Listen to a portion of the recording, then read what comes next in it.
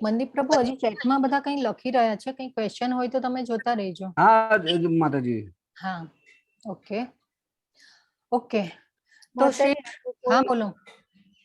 આપણને કોઈ પ્રોબ્લેમ ગ્રુપમાં શેર ન કરવી હોય અને પર્સનલી ડિસ્કસ કરવી હોય તો થાય ખરી? યસ માતાજી, તમે મારો કોન્ટેક્ટ કરી શકો છો. તમે જે ગ્રુપમાં ન પૂછી શકતા હોય એ મને પર્સનલી બી પૂછી શકો છો, ફોન કરી શકો છો. જરૂર માતાજી. હા, ખૂબ સરસ. હરી બોલ. ઓકે, તો શ્રી શ્રી રાધા ગોવિંદા મંદિર તરફથી, ઇસ્કોન પરિવાર તરફથી હું તમારા બધાનું હાર્દિક સ્વાગત કરું છું. અને આજેના ચોથા દિવસે પણ તમે બધા જે ધૈર્ય અને ઉત્સાહ નિશ્ચયથી જે આવ્યા છો, બધા જોઈન થયા છો, એના માટે તમારા બધાનો ખૂબ ખૂબ આભાર. શ્રીલા પ્રભુપાદ કી જય, ભગવદ ગીતા કી જય, સદગુરુદેવ કી જય. ઓકે, હું સ્ક્રીન શેર કરી લઉં.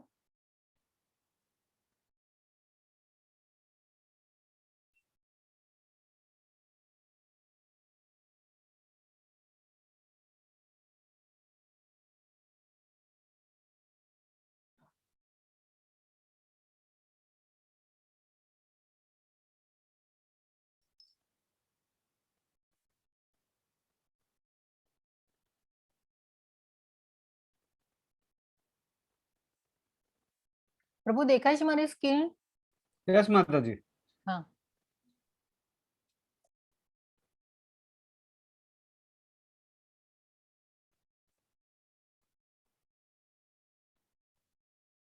ઓકે.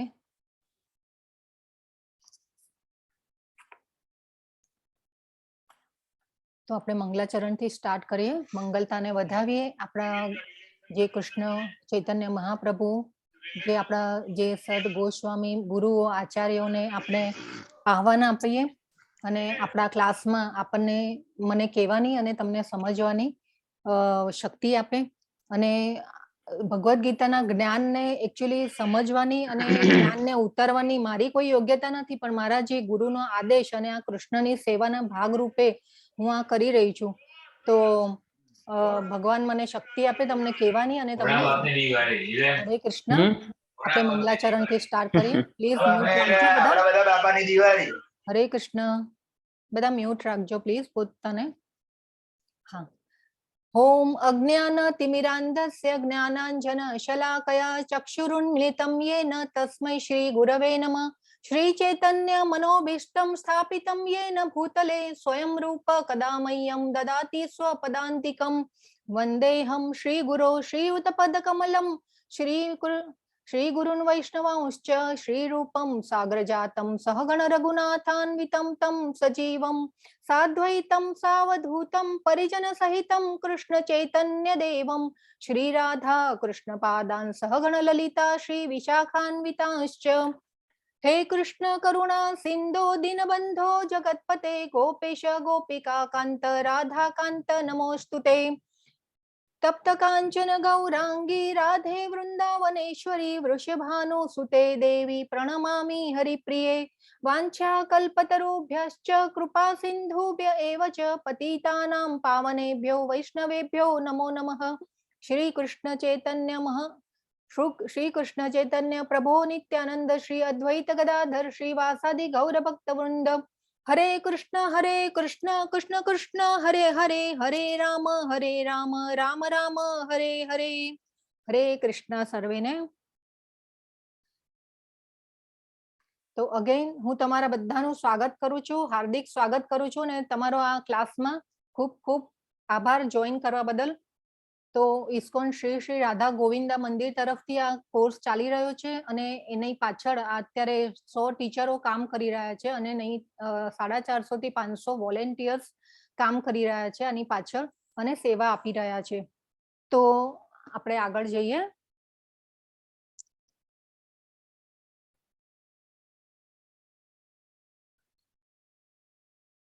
તો આ જે છે આપણે કાલના પહેલા અધ્યાયમાં આપણે થોડો શોર્ટ રીકેપ લઈએ અને હું તમને થોડા ક્વેશ્ચન બી કરીશ. તો બધા પોતપોતાને અનમ્યુટ કરજો અને બોલજો. આપણે પહેલા અધ્યાયમાં આપણે નો આપણે જે ગીતા છે એના ગીતાજીના જે પહેલો અધ્યાય અને બીજા અધ્યાયના નામ યાદ છે કોઈને, અને ત્રીજા અધ્યાયનું? Yes. પહેલો અધ્યાય અર્જુન વિષાદ યોગ, એ વિષાદ કરે છે કે મારે કેવી રીતે યુદ્ધ કરવું, એ ડિપ્રેશનમાં આવી જાય છે, એ વિશેનો અધ્યાય છે. બીજો અધ્યાય આપણે બીજા કોઈને બોલવા દઈએ. હરે કૃષ્ણ માતાજી, થેન્ક યુ માતાજી, ખૂબ સરસ. પણ અહીંયા પ્રભુપાદે અર્જુનનું સૈન્ય નિરીક્ષણ નામનો આપણને નામ આપ્યું છે. બીજા આચાર્યોએ અર્જુન વિષાદ યોગ નામ આપ્યું છે. યસ. સેકન્ડ અધ્યાયનું નામ શું છે? અધ્યાય 2 ગીતાનો સાર. યસ, ખૂબ સરસ, હરી બોલ. અને ત્રીજા અધ્યાયનું આપણે કાલે ત્રીજો અધ્યાય જોયેલો, ત્રીજા અધ્યાયનું નામ શું હતું? કર્મયોગ. યસ, ખૂબ સરસ, હરી બોલ. એટલે તમે બધા ધ્યાનથી સાંભળો છો મને? ઓકે. પછી આપણે જે ફર્સ્ટ અધ્યાયમાં, પહેલા અધ્યાયમાં આપણે અર્જુનના ન લડવાના કારણો જોયા હતા. ચલો બધા ફટાફટ બોલી. કોણ કયા કયા હતા? કરુણા. યસ. આનંદમય. કુટુંબથી દૂર થવાના. યસ. પછી બીજા હજી 2 કારણ બાકી. બોલો બોલો જલ્દી, બધા અનમ્યુટ કરો પોતપોતાનું. અનિશ્ચિતતા. અનિશ્ચિતતા. યસ. પછી હજી એક રહ્યું. પાપ. પાપ અને અનિશ્ચિતતા. વાહ, યસ, ખૂબ સરસ, ખૂબ સરસ, હરી બોલ, ખૂબ સરસ. ઓકે. હરિ બોલ. પછી આપણે બીજા અધ્યાયમાં શરણાગતિનો શ્લોક જોયેલો, કોઈને યાદ છે શરણાગતિનો શ્લોક? ઓકે. બીજા અધ્યાયનો 7મો શ્લોક છે, શરણાગતિ શ્લોક કહેવાય છે. આપણે આગળ જોઈશું. કાર્પણ્ય દોષ અપેક્ષાવા. વાહ, ખૂબ સરસ. કોણ બોલો છો માતાજી? હરે કૃષ્ણ ક્યાંથી માતાજી. બોલો છો? સુરત થી છું, નિયતિ સોની. હા, ખૂબ સરસ, ખૂબ સરસ માતાજી. યસ. અને કાલનો જે અધ્યાય હતો એ આપણે કર્મયોગ હતો. યસ, બધાને યાદ છે. તો આપણે હવે આગળ જઈએ. તો આજનો અધ્યાય છે દિવ્ય જ્ઞાન. દિવ્ય જ્ઞાન, દિવ્ય. હરે કૃષ્ણ. પ્લીઝ બધાને મ્યુટ કરી દેજો પાછા ફરીથી, તો બધાને ડિસ્ટર્બ ન થાય અને બધા સરસ રીતે આપણે સાંભળી શકીએ. ઓકે. તો જે આજનો અધ્યાય છે એ છે, એનું નામ છે દિવ્ય જ્ઞાન. તો જે દિવ્ય શબ્દનો અર્થ શું થાય? કઈ કોઈને ખબર છે દિવ્ય એટલે શું? કોઈ કહે છે દિવ્ય એટલે શું? દીપ્યમાન. યસ. બીજું? જેનો પોતાનો અલગ તેજ હોય, અલગ તેજસ્વીતા હોય તે. તેજસ્વીતા. યસ. મનદીપ પ્રભુ, કોઈ ચેટમાં લખ્યું છે? તેજસ્વી લખ્યું છે માતાજી. યસ. હા, કોને લખ્યું છે? શીતલ પટેલ માતાજી. યસ. હા, નહીં, બધાના જવાબો સાચા છે. યસ. દિવ્ય એટલે અલૌકિક. અલૌકિક, અલૌકિક આપણે ભગવાન માટે યુઝ થાય દિવ્ય શબ્દ, બરાબર. અને જે ભૌતિક નથી એવું, એટલે એને દિવ્ય કહે છે. એટલે આ દિવ્ય શબ્દ જે છે એ બહુ જ સુંદર અને અદ્ભુત છે. તો આજે જે આ અધ્યાય છે એમાં ભગવાન એમનું સ્વરૂપ બતાવે છે, પછી ગુરુ શિષ્ય પરંપરાનું મહત્વ બતાવે છે આ અધ્યાયમાં. એટલે આપણે અને જે ભગવાન જે છે એમનું સ્વરૂપ, એમને કે હું કોણ છું એનું હજી બધું પ્રમાણભૂત આપે છે આ અધ્યાયમાં. અને એના દ્વારા ભગવાને દિવ્ય જ્ઞાન આપેલું છે કે હું કોણ છું અને હું આદિ અનંત કાળથી અસ્તિત્વમાં છું. એનું પ્રમાણભૂત આ જે અધ્યાયમાં છે એ આપેલું છે ભગવાને. તો આપણે આગળ જઈએ, આ સમજીએ. ભગવદ્ ગીતા 4થો અધ્યાય, દિવ્ય જ્ઞાન, પહેલો શ્લોક. શ્રી ભગવાનુવાચ ઇમં વિવસ્વતે યોગમ પ્રોક્તવાનહમવ્યયમ વિવસ્વાન્મનવે પ્રાહ મનોરીક્ષ્વા કવે બ્રવીત. પુરુષોત્તમ પરમેશ્વર ભગવાન શ્રી કૃષ્ણએ કહ્યું, મેં આ અવિનાશી યોગના વિજ્ઞાનનો ઉપદેશ સૂર્યદેવ વિવસ્વાનને આપ્યો, અને વિવસ્વાને માનવોના પિતા મનુને ઉપદેશ આપ્યો, અને મનુએ વળી આ ઉપદેશ ઈક્ષ્વાકુને આપ્યો. હવે આપણને એમ થાય, પ્રશ્ન થાય કે ભાઈ આપણે તો ગીતાનું જ્ઞાન લેવા બેઠા છે અને આ વળી ભગવાને વંશાવલી ક્યાં ચાલુ કરી નાખી? હા, તમને કોઈને ક્વેશ્ચન થયો આવું કે ભાઈ આ ભગવાન શું બોલી રહ્યા છે? કે ભાઈ આ તો અવિનાશી યોગના વિજ્ઞાનનું આ જે જ્ઞાન હતું એ મેં પહેલા સૂર્યદેવને આપેલું અને સૂર્યદેવે પછી માનવોના પિતાને આપ્યું, માનવોના પિતા મનુને આપ્યું અને મનુએ પછી આ ઉપદેશ પાછો ઈક્ષ્વાકુને આપ્યો. તો જે આમાં ભગવાન કહેવા માંગે છે એ કે છે કે ભગવાને કીધું કે આ જે જ્ઞાન છે ભગવદ્ ગીતાનું એ મેં પહેલા સૂર્ય ભગવાનને આપી દીધું છે ઓલરેડી, અને સૂર્ય ભગવાનની પાસેથી માનવોના પિતા મનુને આપ્યું છે. સૂર્ય ભગવાને માનવોના પિતા મનુને આપ્યું અને મનુએ આ ઉપદેશ ઈક્ષ્વાકુને આપ્યું. તો ઈક્ષ્વાકુ જે રાજા હતા એ આપણે રઘુવંશી, જે રઘુવંશ કુળ હતા, જે કુળમાં રાજા રામ અવતરેલા એ કુળના રાજા છે. એટલે ઈક્ષ્વાકુ જે છે એ રાજા છે રઘુકુળ વંશના. આગળ જોઈએ, બીજો શ્લોક છે, એવં પરંપરા પ્રાપ્ત મિમં રાજર્ષયો વિદુઃ સકાલે નેહ મહતા યોગે નષ્ટ પરંતપ. એ રીતે હે અર્જુન, આ પરમ વિજ્ઞાન ગુરુ શિષ્ય પરંપરા દ્વારા પ્રાપ્ત થયું અને રાજર્ષિઓ એ જ રીતે જાણ્યું, પરંતુ કાળાંતરે આ પરંપરા તૂટી ગઈ અને તેથી આ વિજ્ઞાન યથાર્થ રૂપમાં લુપ્ત થયેલું જણાય છે. હવે એવમ પરંપરા, તો આ જે જ્ઞાન છે એ પરંપરા એટલે ગુરુ શિષ્ય પરંપરા દ્વારા પ્રાપ્ત થયું. એટલે ભગવાન એ છે એ ભગવાને પહેલા સૂર્ય ભગવાનને આપ્યું, સૂર્યદેવને આપ્યું આ જ્ઞાન, અને એ પછી શિષ્ય પરંપરા થ્રુ આવેલું છે. એટલે ગુરુ પરંપરા એટલે ગુરુ શિષ્ય પરંપરાનું જે આ મહત્વ છે એ ભગવાને આમાં બતાવ્યું કે આ જે જ્ઞાન છે એ મેં પહેલા શરૂઆત કરી અને આ જ્ઞાન મેં પહેલા સૂર્યદેવને આપ્યું. અને શેના માટે આપ્યું? તો કે છે કે મિમમ રાજર્ષયો વિદુઃ. રાજર્ષયો એટલે રાજાઓ, એ જે જયારે વૈદિક કાળમાં રાજાઓ હતા રાજર્ષિઓ કહેવાતા હતા. એટલે રાજર્ષિ એટલે રાજ પ્લસ ઋષિ, એટલે રાજાઓ પણ ઋષિ જેવા હતા.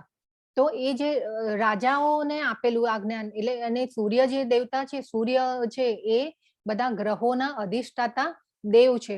અને જે ગ્રહો હોય છે એ જે ગ્રહો ભગવાને એવી વ્યવસ્થા કરેલી છે કે જે અલગ અલગ બધા ગ્રહો છે એના અધિષ્ઠાતા અલગ અલગ બનાવેલા છે. જેમ આપણે અહીંયા અલગ અલગ દેશના જેમ કેવા વડાપ્રધાન હોય એવી રીતે જે અલગ અલગ ગ્રહો છે તો એ ગ્રહોના જે રાજાઓ એટલે કે અધિષ્ઠાતા એવી રીતે બધાને કામ સોંપેલા છે અલગ અલગ ગ્રહો અને બ્રહ્માંડોમાં.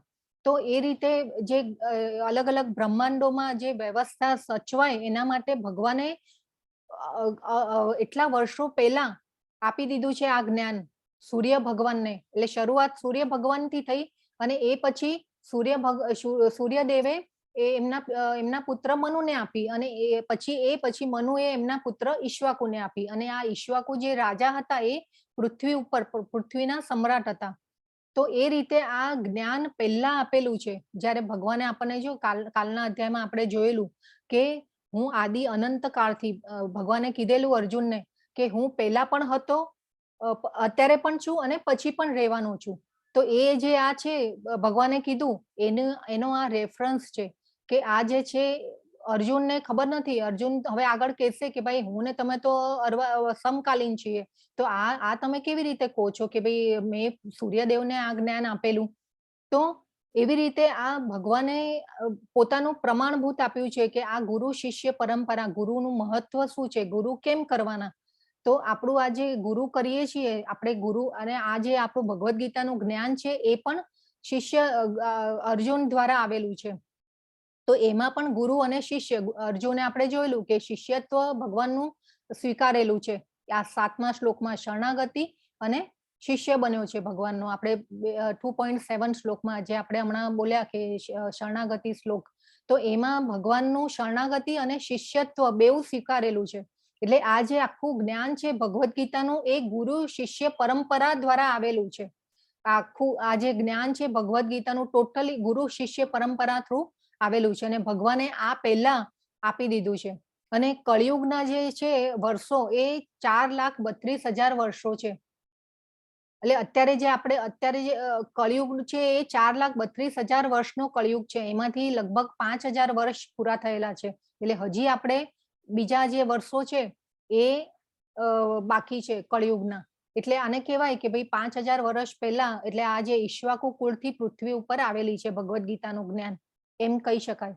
આજે આખું જે વર્ણન છે એ ભગવદ્ ગીતામાં એટલું સરસ રીતે આપેલું છે, તમે બધા વાંચજો. બહુ સરસ પ્રભુપાદે સમજાવ્યું છે કે આજે અને ગુરુ કરવાનું મહત્વ શું છે. એ આપણે ગુરુ કરીએ છીએ ને ગુરુની પણ શરણાગતિ સ્વીકારીએ છીએ તો જ આપણને જ્ઞાન અંદર આવે છે આપણી અંદર.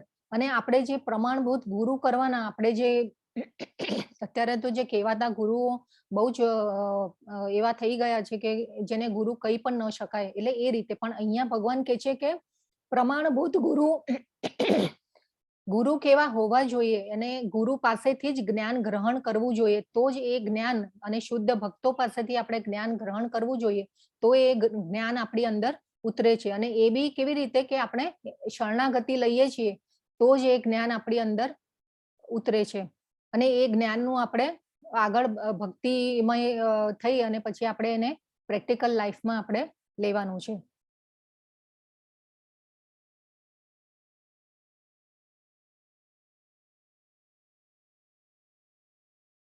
તો આ રીતે જે છે ભગવાન આ શ્રી કૃષ્ણ છે અને પછી બ્રહ્માજી છે, પછી નારદજી છે.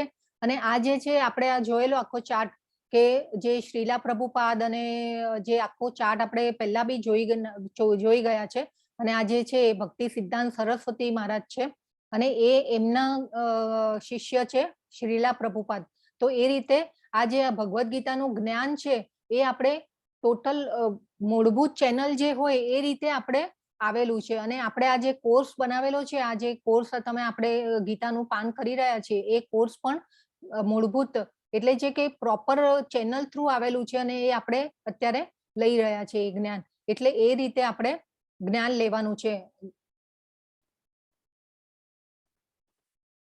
આપણે પહેલા જોયેલું કે ભાઈ કેરી આપણે જે મેંગોનું ફ્રૂટ હોય કે ભાઈ કેરીનું ઝાડ હોય એનાથી કેરી આપણે પથરા મારીને બી તોડી શકીએ અને કોઈ વચ્ચે સારી રીતે તોડીને આપે અને ટોપલામાં લે તો એ જે કેરી હોય એ આપણને ઇનટેક મળે, એટલે કે કેરી તૂટ્યા વગર નહીં મળે. તો એ રીતે જે આપણે આ જ્ઞાન છે એ પણ આપણે આ જે ગુરુ શિષ્ય પરંપરા દ્વારા આપણે લઈએ છીએ.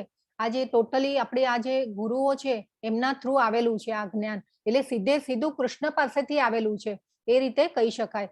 અને એ આપણે આજે ગુરુ શિષ્ય પરંપરાનું મહત્વ અહીંયા બતાવ્યું ભગવાને કે હું પહેલા પણ અમે આપી દીધું છે આ જ્ઞાન. અને એ જ્ઞાન જે છે એટલે આ જ્ઞાનને જે સર્ટિફાઈડ કરી દીધું ભગવાને કે ભાઈ આ જ્ઞાન મેં જ આપેલું છે. અને ગુરુ શિષ્ય અને પોતે ઉદાહરણ બન્યા છે, એક્ઝામ્પલ બન્યા છે ગુરુ તરીકે કે આ ગુરુ ને એક શિષ્ય એટલે જે ગુરુ શિષ્ય પરંપરા દ્વારા આ જ્ઞાન આપણને અંદર ઉતરે છે. એટલે ગુરુ જો ન કરીએ ને સીધે આપણને ઘણીવાર પ્રશ્ન થાય કે ભાઈ ગીતા ન વાંચે ને આપણે ગુરુ આ ક્લાસ જોઈન ન કરીએ અને પછી આપણે સીધી ગીતા વાંચીએ તો શું ન કરી શકીએ આપણે? પણ ના, આ જે છે આ તમે કોર્સ કરીને પછી જે ગીતા વાંચશો તો એનો તમને લાભ તમને ગીતા વાંચવામાં બી બહુ સરળતા રહેશે. તો એ રીતે આપણે જે ગુરુ જે છે કૃષ્ણનું જે જ્ઞાન છે એ ગુરુ દ્વારા અને શુદ્ધ ભક્તો દ્વારા આપણે લઈએ છીએ તો એ આપણને બહુ બેનિફિટ કરે છે. અને જે ગુરુઓ છે એ પણ આપણા આચાર્યો કેવા હોવા જોઈએ એનું મહત્વ આપણે અહીંયા બતાવ્યું છે ભગવાને. હવે જે આ છે તો જે આ ભગવદ્ ગીતાનું જે જ્ઞાન છે એ આ 4 જગ્યાએ એટલે જે 4 સંપ્રદાયો છે તો એ રીતે વહેંચાયેલું છે કે જે ભગવાને કૃષ્ણ ભગવાને બ્રહ્માજીને જ્ઞાન આપ્યું તો અને એમાં જે બ્રહ્માજીને જ્ઞાન આપ્યું એમાં એ થકી આ માધવાચાર્ય આવ્યા. પછી જે શ્રી લક્ષ્મીજીને જ્ઞાન આપ્યું એમના થકી આ રામાનુજાચાર્ય આવ્યા ત્યાં. અને આ જે લોર્ડ બ્રહ્મા જે છે એ જે લક્ષ્મી અને આ લોર્ડ શિવા છે એમને જે જ્ઞાન આપ્યું ભગવાને એ રુદ્ર સંપ્રદાય કહેવાયો. પછી જે આ લક્ષ્મીજીને જ્ઞાન આપ્યું ને એ જે સંપ્રદાય આવ્યો એમાં રામાનુજાચાર્ય થઈ ગયા ને એ શ્રી સંપ્રદાય કહેવાયો. અને આ જે છે 4 કુમારો એટલે જે બ્રહ્માજીના પુત્રો છે એ 4 કુમારો દ્વારા જે આવ્યું જ્ઞાન એમને જે આપ્યું ભગવાને જ્ઞાન અને એમાં જે આ છે આચાર્ય એ નિમ્બાર્કાચાર્ય થઈ ગયા એ સંપ્રદાયમાં. તો આ રીતે જે છે એ જ્ઞાન ભગવાને અને આ અલગ અલગ સંપ્રદાયોમાં વહેંચાયેલું છે. અને આ જે લોર્ડ બ્રહ્માજી થકી જે જ્ઞાન આપ્યું, ભગવાને જે બ્રહ્માજીને જ્ઞાન આપ્યું એ બ્રહ્મ સંપ્રદાય કહેવાયો. અને એ જે છે આપણે ઇસ્કોન જે છે એ બ્રહ્મ માધવ ગૌડીય સંપ્રદાય કહેવાયો. એટલે જે આપણે ઇસ્કોનના જે શ્રીલા પ્રભુપાદ છે એ જે સંપ્રદાય છે આખો એમાં માધવાચાર્ય થઈ ગયા. અને એ માધવાચાર્ય ગુરુ જે છે એ આપણે આગળ જોઈશું, આખી નામાવલી આપી છે. તો એ જે બ્રહ્મ સંપ્રદાય બ્રહ્મ માધવ ગૌડીય સંપ્રદાય કહેવાયો છે. તો આ રીતે ભગવાને જે જ્ઞાન આપ્યું એ 4 સંપ્રદાયોમાં વહેંચાયેલું છે. કે લોર્ડ બ્રહ્માનું છે બ્રહ્મ સંપ્રદાય, પછી જે લક્ષ્મીજીને જ્ઞાન આપ્યું એ શ્રી સંપ્રદાય કહેવાયો, પછી જે લોર્ડ શિવાને જે જ્ઞાન આપ્યું એ રુદ્ર સંપ્રદાય કહેવાયો, અને આ જે મનુને જ્ઞાન આપ્યું એમાં આ નિંબાકાર્યાચાર્ય થઈ ગયા. તો આ રીતે જે છે એ આ આખી નામાવલી કે ભાઈ આ જે જ્ઞાન છે એ સીધું આવેલું છે કૃષ્ણ પાસેથી. તો એ રીતે આપણે અહીંયા જોઈએ. કૃષ્ણ છે, પછી બ્રહ્મા, નારદજી છે, વ્યાસ, માધવા, પદ્મનાભ, નરહરિ, માધવ, અક્ષોભ્ય, જયાતીર્થ, જનાનંદ સિદ્ધુ, દયાનિધિ, વિદ્યાનિધિ, રાજેન્દ્ર, જયધર્મ, પુરુષોત્તમ, બ્રાહ્મણ્ય તીર્થ, વ્યાસ તીર્થ, લક્ષ્મીપતિ, માધવેન્દ્રપુરી, ઈશ્વરપુરી, ભગવાન ચૈતન્ય, રૂપા સ્વરૂપા, રઘુનાથ, કૃષ્ણદાસ, નરોત્તમા, વિશ્વનાથ, શ્રી જગન્નાથ દાસ બાબાજી મહારાજ, શ્રી ભક્તિ વિનોદ ઠાકુર, શ્રી ગૌરી કિશોર દાસ બાબાજી મહારાજ, શ્રી ભક્તિ સિદ્ધાંત સરસ્વતી ગોસ્વામી મહારાજ, અને છેલ્લે જ 32મા નંબર ઉપર છે એસી ભક્તિ વેદાંત સ્વામી પ્રભુપાદ. એટલે આપણે જે આપણા શ્રીલા પ્રભુપાદ છે આચાર્ય એ, તો એ 32મા નંબર ઉપર છે. એટલે આ જે જ્ઞાન છે, હવે આ જે ભક્તોના આપણે નામ બોલીએ ને તો બી આપણને આપણી ચેતના છે ને એ શુદ્ધ થાય. એટલે આને આપણને આમાં ભાવના આવે ભક્તિ કરવાની. તો આ જે છે એ આ 32 નંબરમાં ઉપર છે ભક્તિ વેદાંત સ્વામી. તો જે આ આખી ચેનલ થ્રુ આ જે ભગવદ્ ગીતાનું જ્ઞાન છે એ આવેલું છે. તો આ જે જ્ઞાન છે ને આપણને મૂળભૂત રીતે મળી રહ્યું છે. એટલે આપણે આપણને ભાગ્યશાળી માનવા જોઈએ કે આ આખું જે જ્ઞાન છે એ આપણને પ્રોપર મળી રહ્યું છે, અને એ રીતે જ આપણે લેવું જોઈએ. 4.3 એવાયમ મયા તેધ્ય યોગઃ પ્રોક્ત પુરાતનઃ ભક્તોસી મે સખા ચેતી રહસ્યમ હેતદુત્તમમ. તો હવે જે આ છે ભગવાને અહીં અર્જુનની તે જ આ પ્રાચીન યોગ પરમેશ્વર સાથેના સંબંધનું વિજ્ઞાન આજે હું તને કહી રહ્યો છું, કારણ કે તું મારો ભક્ત તથા મિત્ર છે અને તેથી આ વિજ્ઞાનના દિવ્ય રહસ્યને સમજી શકે છે. હવે આ ભગવાને છે ને એ અર્જુનને સર્ટિફિકેટ આપી દીધું કે તું મારો ભક્ત અને મિત્ર છે, તેથી હું આ વિજ્ઞાન તને આપી રહ્યો છું. આપણને પ્રશ્ન થાય કે ભાઈ ભગવાને અર્જુનને જ કેમ સિલેક્ટ કર્યો, કે ભગવદ્ ગીતાનું જ્ઞાન આપવા અર્જુનને જ કેમ સિલેક્ટ કર્યો છે? તો અહીંયા જે ભગવાન કે છે ભક્તો સી મે સખા ચેતી, ભક્ત તું મારો ભક્ત છે અને સખા એટલે કે મિત્ર છે. આપણે પહેલા પણ વાત થયેલી કે જે અર્જુન અને કૃષ્ણ ભગવાન છે એ મામા ફોઈના છોકરાઓ છે. એટલે આ રીતે જે બોન્ડિંગ હોય એ લોકોનું ખૂબ સરસ હતું. અને આ જે છે તેથી આ વિજ્ઞાન હું દિવ્ય રહસ્યને તું સમજી શકે છે. એટલે આપણે બી આ દિવ્ય જ્ઞાનને સમજવું હોય તો આપણે અર્જુન થવું પડે, આપણે ભગવાનના ભક્ત થવું પડે, તો આ જ્ઞાન આપણી અંદર ઉતરે. અને ભગવાને પાછું બીજું બી કીધું કે શરણાગતિ લો મારી. એ તો આગળ એટલું શરણાગતિ શબ્દ તો એટલો ભગવદ્ ગીતામાં આવે છે કે આપણે આગળ જોતા રહીશું. તો અહીંયા એ જે ભગવાન છે એ અર્જુનને અહીંયા સર્ટિફિકેટ આપી દે છે કે તું મારો ભક્ત છે અને મિત્ર છે. આપણને એમ ક્વેશ્ચન બી થાય કે ભાઈ અર્જુન, ઘણા આપણને એમ થાય કે ભાઈ અર્જુન કાયર હતો અને યુદ્ધમાં રડી પડ્યો ને આ બધું. પણ અર્જુન જે છે એનું વ્યક્તિત્વ સમજવાનું છે આપણે, કે અર્જુન એ ભગવાનનો એટલો ભક્ત હતો કે જે છે અર્જુન એટલે ભગવાને એને યોગ માયામાં નાખ્યો છે. અને આપણને ભગવદ્ ગીતાનું જે જ્ઞાન મળી રહે પેઢીઓ સુધી, આવનારી પેઢીઓ સુધી મળી રહે આપણને, એના માટે ભગવાને યોગ માયામાં નાખ્યું છે. અર્જુન કાયર નહોતો, અર્જુન તો સાહસી હતો, એને કેટલાય યુદ્ધો જીત્યા હતા પહેલા પણ તે છતાં બી અહીંયા જે ભગવાને અર્જુનને પસંદ કર્યો છે અને યોગ માયામાં નાખ્યો છે, અને એ રીતે આપણને ભગવાન સમજાવે છે કે તમે પણ જો મારા ભક્ત થશો અને મિત્ર થશો તો આ વિજ્ઞાનને સમજી શકશો. ચોથો શ્લોક. અર્જુન ઉવાચ અપરમ ભવતો જન્મ પરમ જન્મ વિવસ્વતઃ કથમે ત્વદ્વિજાનીયામિ ત્વદ્માદૌ પ્રોક્તવાનિતિ. હવે કે છે ભગવાન અર્જુને કહ્યું આપનો જન્મ અર્વાચીન કાળમાં થયો છે અને સૂર્યદેવ વિવસ્વાનનો જન્મ તો પ્રાચીન કાળમાં થયો છે, તો પછી હું કેવી રીતે સમજું કે પ્રાચીન કાળમાં આપે તેમને આ વિદ્યાનો ઉપદેશ આપ્યો હતો. હવે પાછો અહીંયા આપણા અર્જુન મહારાજ છે એ મૂંઝાયા પાછા કે ભાઈ તમે તો કહો છો કે તમારો જન્મ અર્વાચીન કાળમાં થયો હતો અને આ જે સૂર્યદેવ જે છે એ તો પ્રાચીન કાળમાં થયેલા છે, તો હું કેવી રીતે સમજુ કે ભાઈ પ્રાચીન કાળમાં આપે આ વિદ્યાનો ઉપદેશ આપ્યો હતો. તો જે ભગવાન જે છે પાછો આ મૂંઝાણો એટલે પાછા ભગવાન આગળ એને સમજાવશે કે પહેલા આજે અર્જુનને વાત કરેલી કે પહેલા હું હતો, અત્યારે પણ છું અને પછી પણ રહેવાનો છું, તો આ પાછા અર્જુન ભાઈ આપણા મૂંઝાણા. હવે કે છે પાછું પરંતુ કેવી રીતે તમે મારા સમકાલીન છો, તો હવે આગળ પાછા ભગવાન સમજાવે છે. કૃષ્ણ શાશ્વત છે, અજાત છે, ગોવિંદ આદિ પુરુષમ. હવે આ જે છે ભગવાન સમજાવે છે અર્જુનને કે અજોપી સન્ન અવ્યયાત્મા. મેડમ એકદમ. હરે કૃષ્ણ.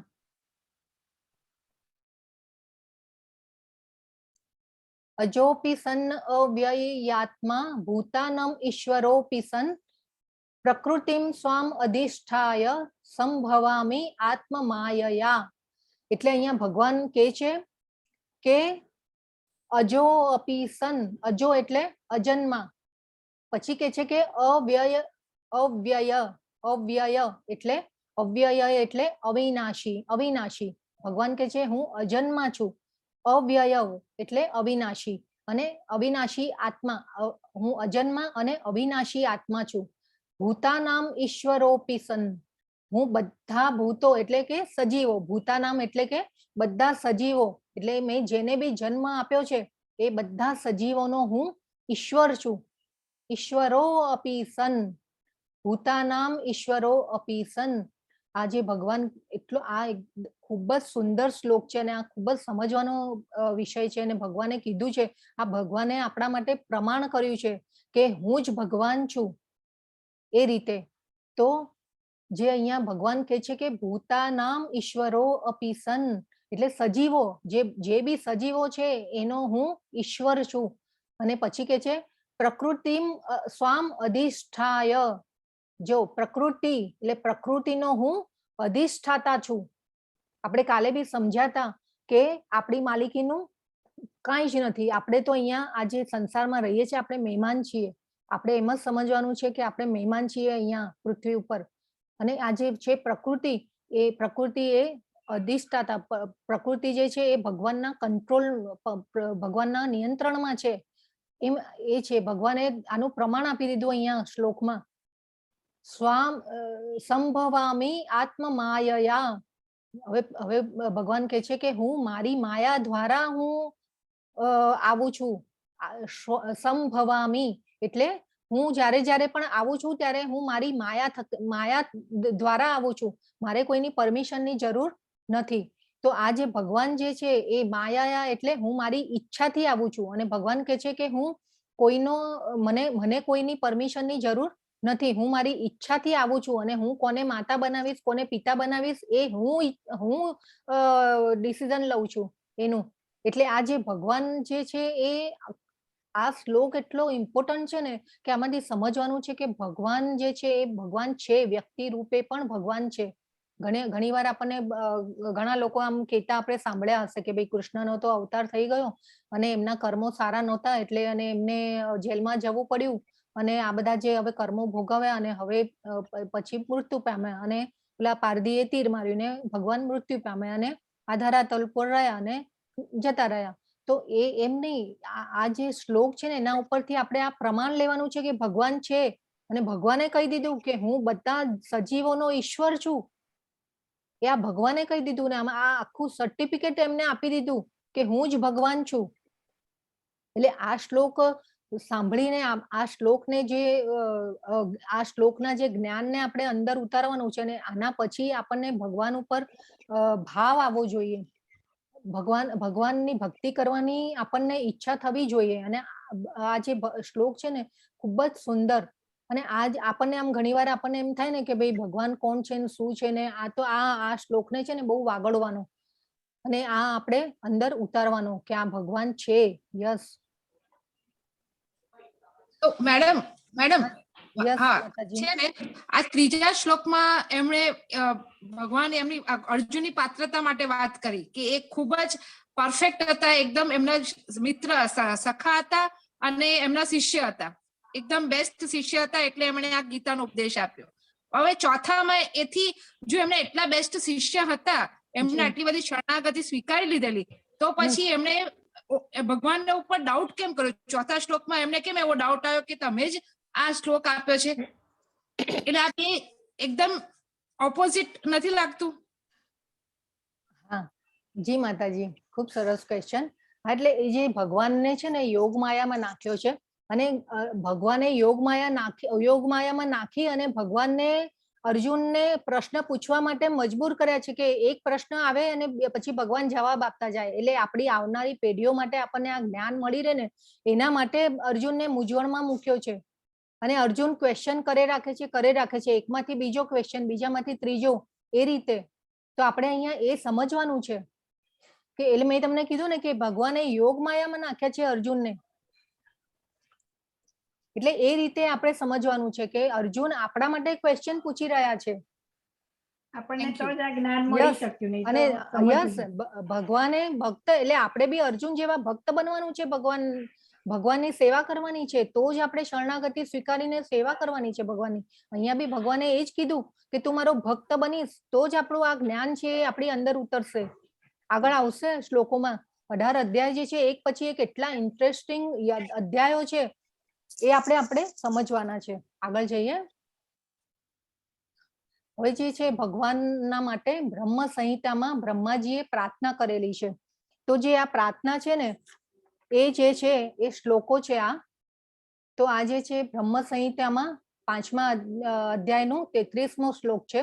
આપણી પાસે ભગવાનના ઘણા અવતારોની માહિતી છે તે ત્યાં જણાવેલ છે. તો આ જે બે શ્લોક છે એ બહુ સુંદર છે, અને બ્રહ્માજીએ ભગવાનની પ્રાર્થના કરેલી છે. બ્રહ્મ સંહિતામાં બ્રહ્માજીની પ્રાર્થનાઓ છે.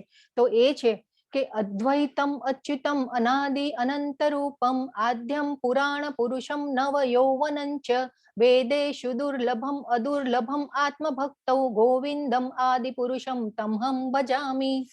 જે આ પહેલો શ્લોક છે એનો ભાવાર્થ છે હું ભગવાનના સર્વોચ્ચ વ્યક્તિત્વ ગોવિંદા ની પૂજા કરું છું, જે મૂળ વ્યક્તિ છે, સંપૂર્ણ અચૂક શરૂઆત વગર અમર્યાદિત સ્વરૂપોમાં વિસ્તૃત હોવા છતાં તે હજી પણ તે જ મૂળ સૌથી જૂનો છે અને હંમેશા તાજા યુવા તરીકે દેખાય છે.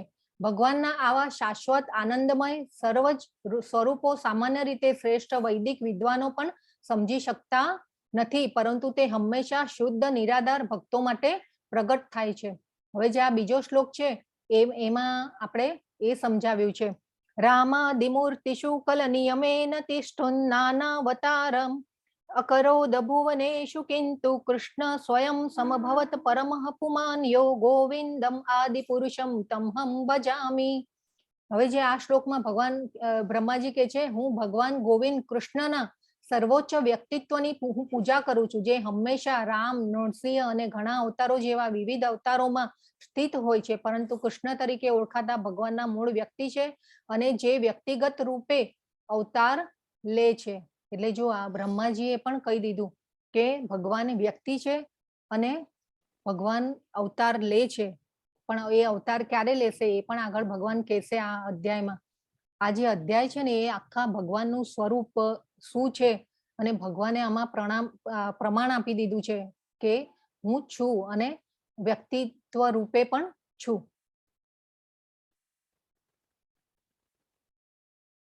7મો શ્લોક જો આવ્યો આપણે આગળના શ્લોકનો પાછું આવ્યું કે હું ક્યારે ક્યારે આવું છું. આ ભગવાન ક્યારે લે છે અવતાર એ અહીંયા બતાવ્યું છે. યદા યદા હિ ધર્મસ્ય ગ્લાનિર્ભવતિ ભારત અભ્યુત્થાનમ અધર્મસ્ય તદાત્માનમ સૃજામ્યહમ. હવે આ જે શ્લોક છે ને એ ઘણા આપણને આ બહુ જાણીતો શ્લોક છે. આપણે આ ઓલી તમને ખ્યાલ છે કોઈને? કોણ કહેશે?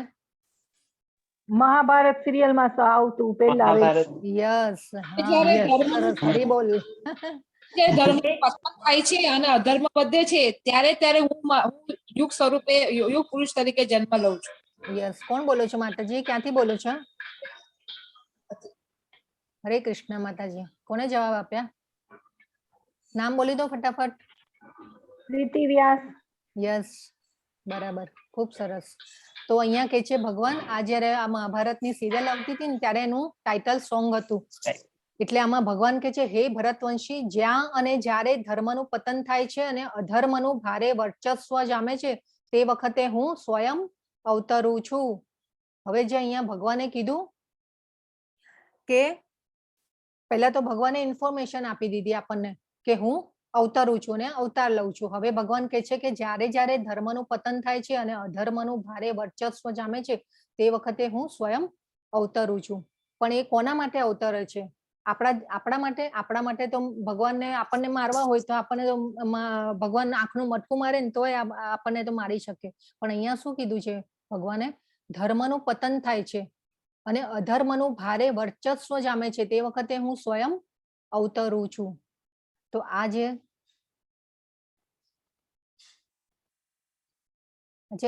જે બે ચિત્ર છે એ કોઈને ખબર છે કોના છે? ઝાંસીની રાણી. ના માતાજી. નરસિંહ અને પ્રહલાદ, નરસિંહ અવતાર ને પ્રહલાદ યસ, છે, હિરણ્યકશ્યપ છે સિંહનું છે નરસિંહ મહારાજ. અને યસ, બરાબર છે માતાજી. આ નૃસિંહ અવતાર જે છે એ ધ્રુવ પ્રહલાદ જે મહારાજ છે એમને બચાવવા માટે થાંભલામાં પ્રગટ થયેલા નૃસિંહ અવતાર તરીકે. બરાબર છે. પછી આ જે આ બાજુ ચિત્ર છે લેફ્ટમાં છે એ કોણ? એ શેનું ચિત્ર છે? કંસનો છે. હરણ. યસ, કંસનો છે. રૂકમણી હરણ. ના માતાજી. યસ, કંસ દેવકી માતાને જે ભવિષ્યવાણી થાય છે ત્યારનું છે. યસ, બરાબર છે. કોણ બોલે છે પ્રભુ? શું નામ છે તમારું? જતીન જતીન બોલો. પ્રભુ બોલ્યા માતાજી. યસ, યસ, ખૂબ સરસ, હરી બોલ. તો આ જે છે એ કંસ છે એ રાજા હતો અને આ જે છે એ દેવકીજી છે.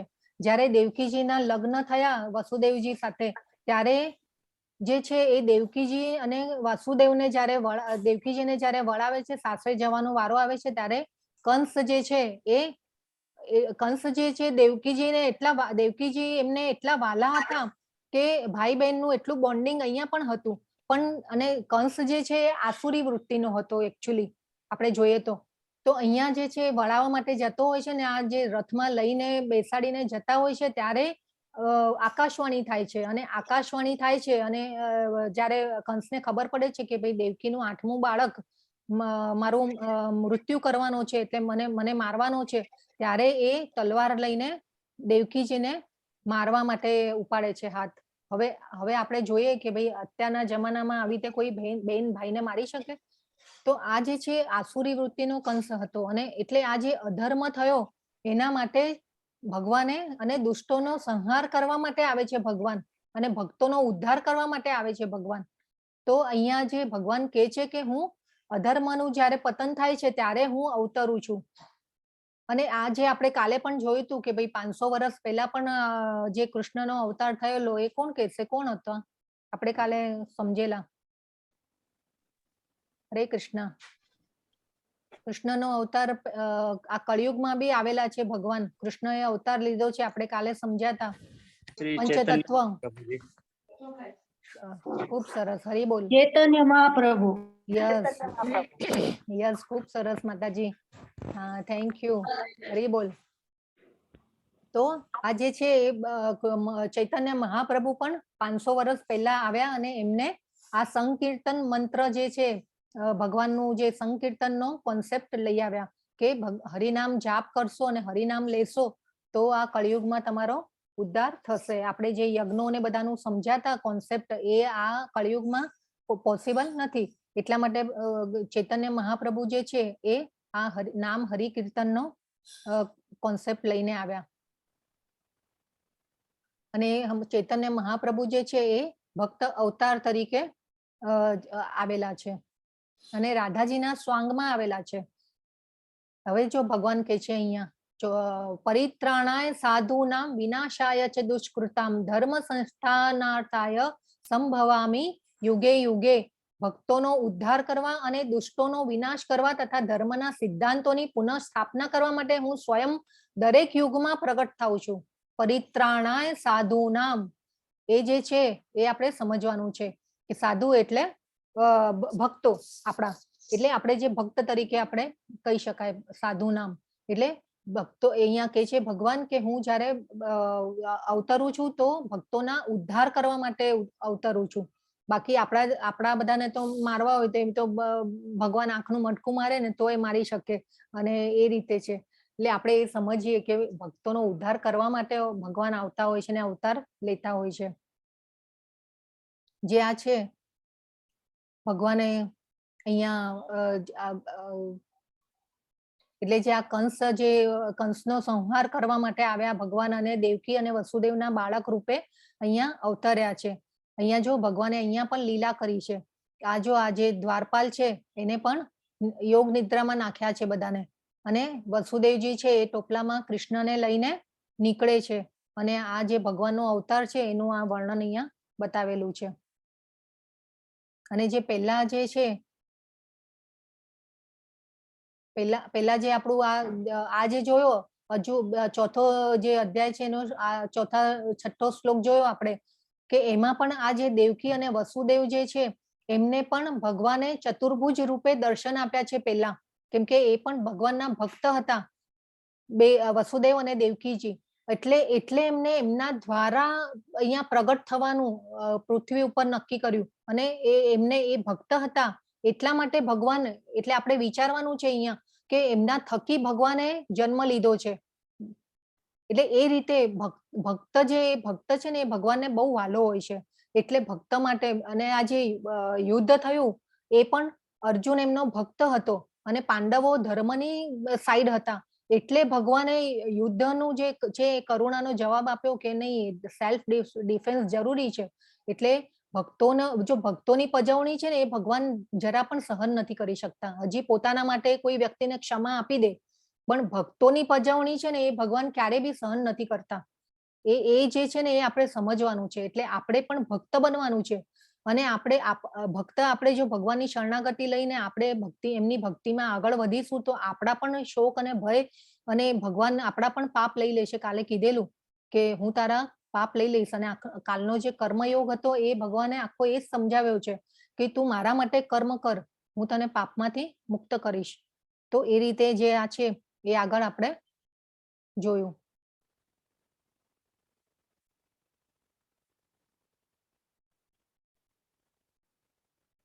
હવે કે છે ભગવાન 9મો શ્લોક, જન્મ કર્મ ચ મે દિવ્ય મેવમ યો વેત્તિ તત્વતઃ ત્યક્ત્વા દેહમ પુનર્જન્મ નૈતિ મામેતિ સોર્જુન.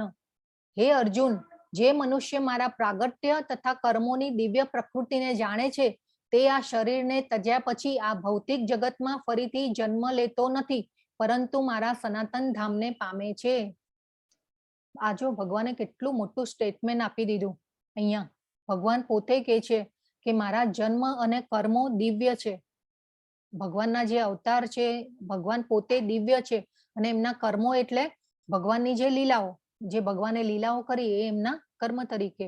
એટલે આપણે જે સમજવાનું છે કે જન્મ કર્મ થી ભગવાન જે છે એ દિવ્ય છે. અને મેવમ યો વેત્તિ તત્વતઃ, જે આ તત્વને જાણે છે, જે કૃષ્ણ એટલે આપણે પણ ભગવાનને જાણવાના છે. એટલે જે આ તત્વને જાણે છે ત્યક્ત્વા દેહમ પુનર્જન્મ થતો નથી અને મારા સનાતન ધામને પામે છે. આ ભગવાને શું કહી દીધું કે મારા સનાતન ધામને પામે છે. એટલે પહેલા આપણને પ્રમાણ આપી દીધું ભગવાને કે હું છું, પછી કે છે મારા સનાતન ધામને પામે છે.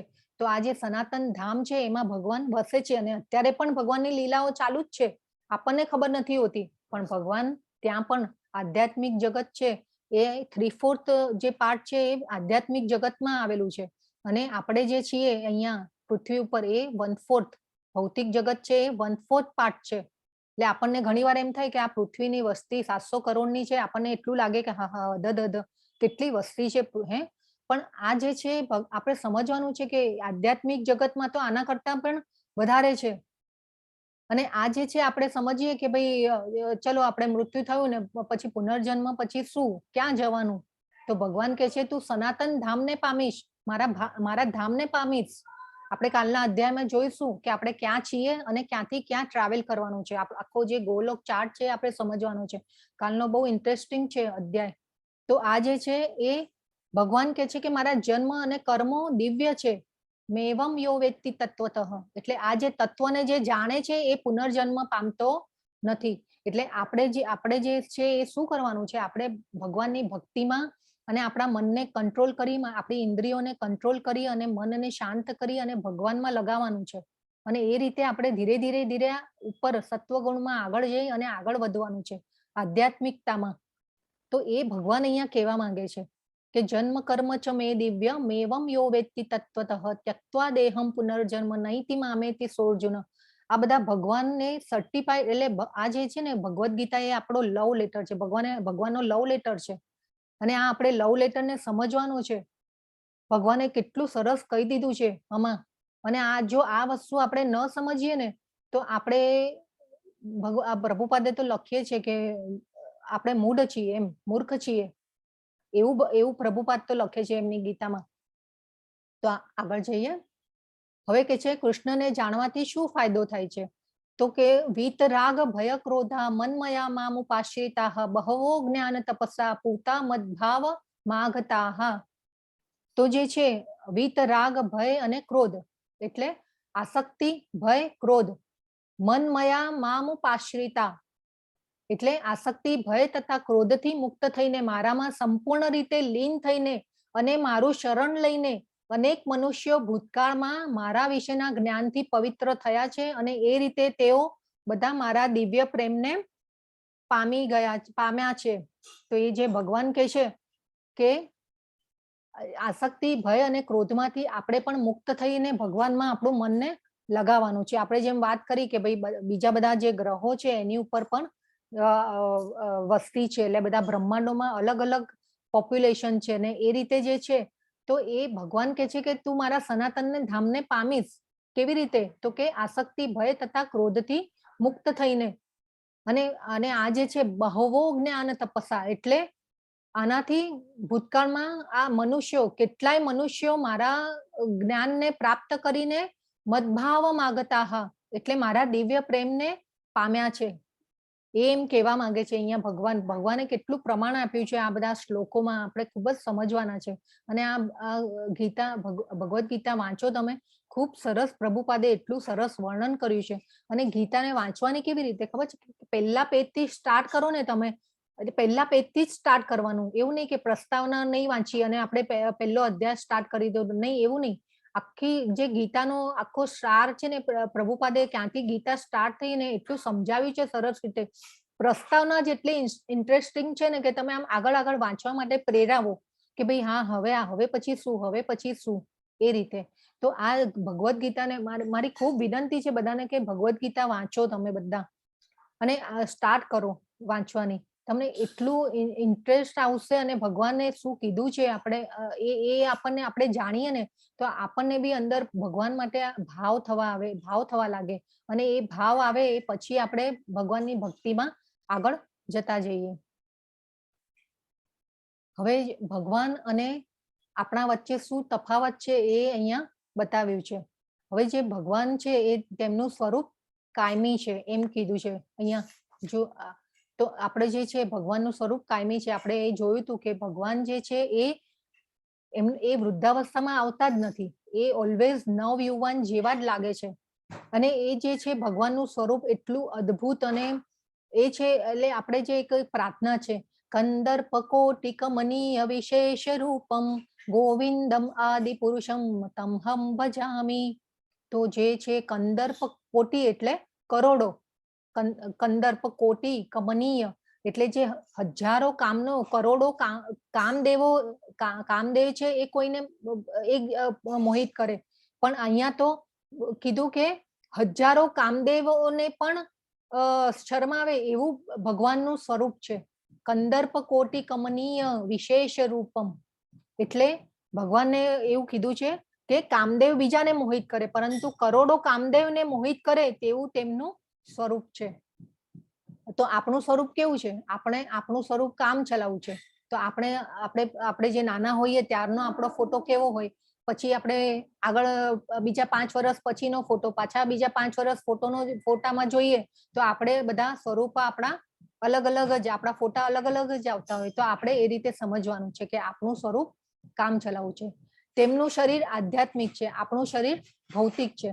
હવે આ જે ભગવાનનું શરીર છે આધ્યાત્મિક છે, એમના આત્મા અને શરીરમાં કોઈ તફાવત નથી. આપણું શરીર ભૌતિક છે, આપણું શરીર પંચતત્વોનું બનેલું છે, પૃથ્વી, જળ, અગ્નિ, વાયુ અને આકાશ, અને પાછું પંચતત્વમાં ભળી જવાનું છે. પણ જે ભગવાન છે એ ક્યારે આ અવસ્થામાં આવતા જ નથી.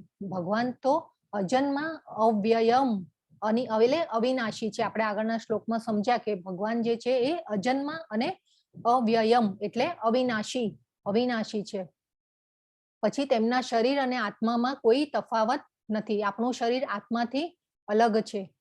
તો આ આપણું જે ભગવાનનું જે શરીર અને આત્મામાં કોઈ તફાવત નથી. એટલે શું કહેવા માંગે છે કે ભગવાનના નામ, રૂપ, ગુણ અને લીલા એમાં કોઈ તફાવત નથી. ભગવાન એક જ છે. આપણે જો માળા, જપ, હરિકીર્તન કરીએ તો એ પણ જે કરીએ છીએ એ પણ ભગવાન જ છે. જે કૃષ્ણ શબ્દ છે એ પોતે ભગવાન છે.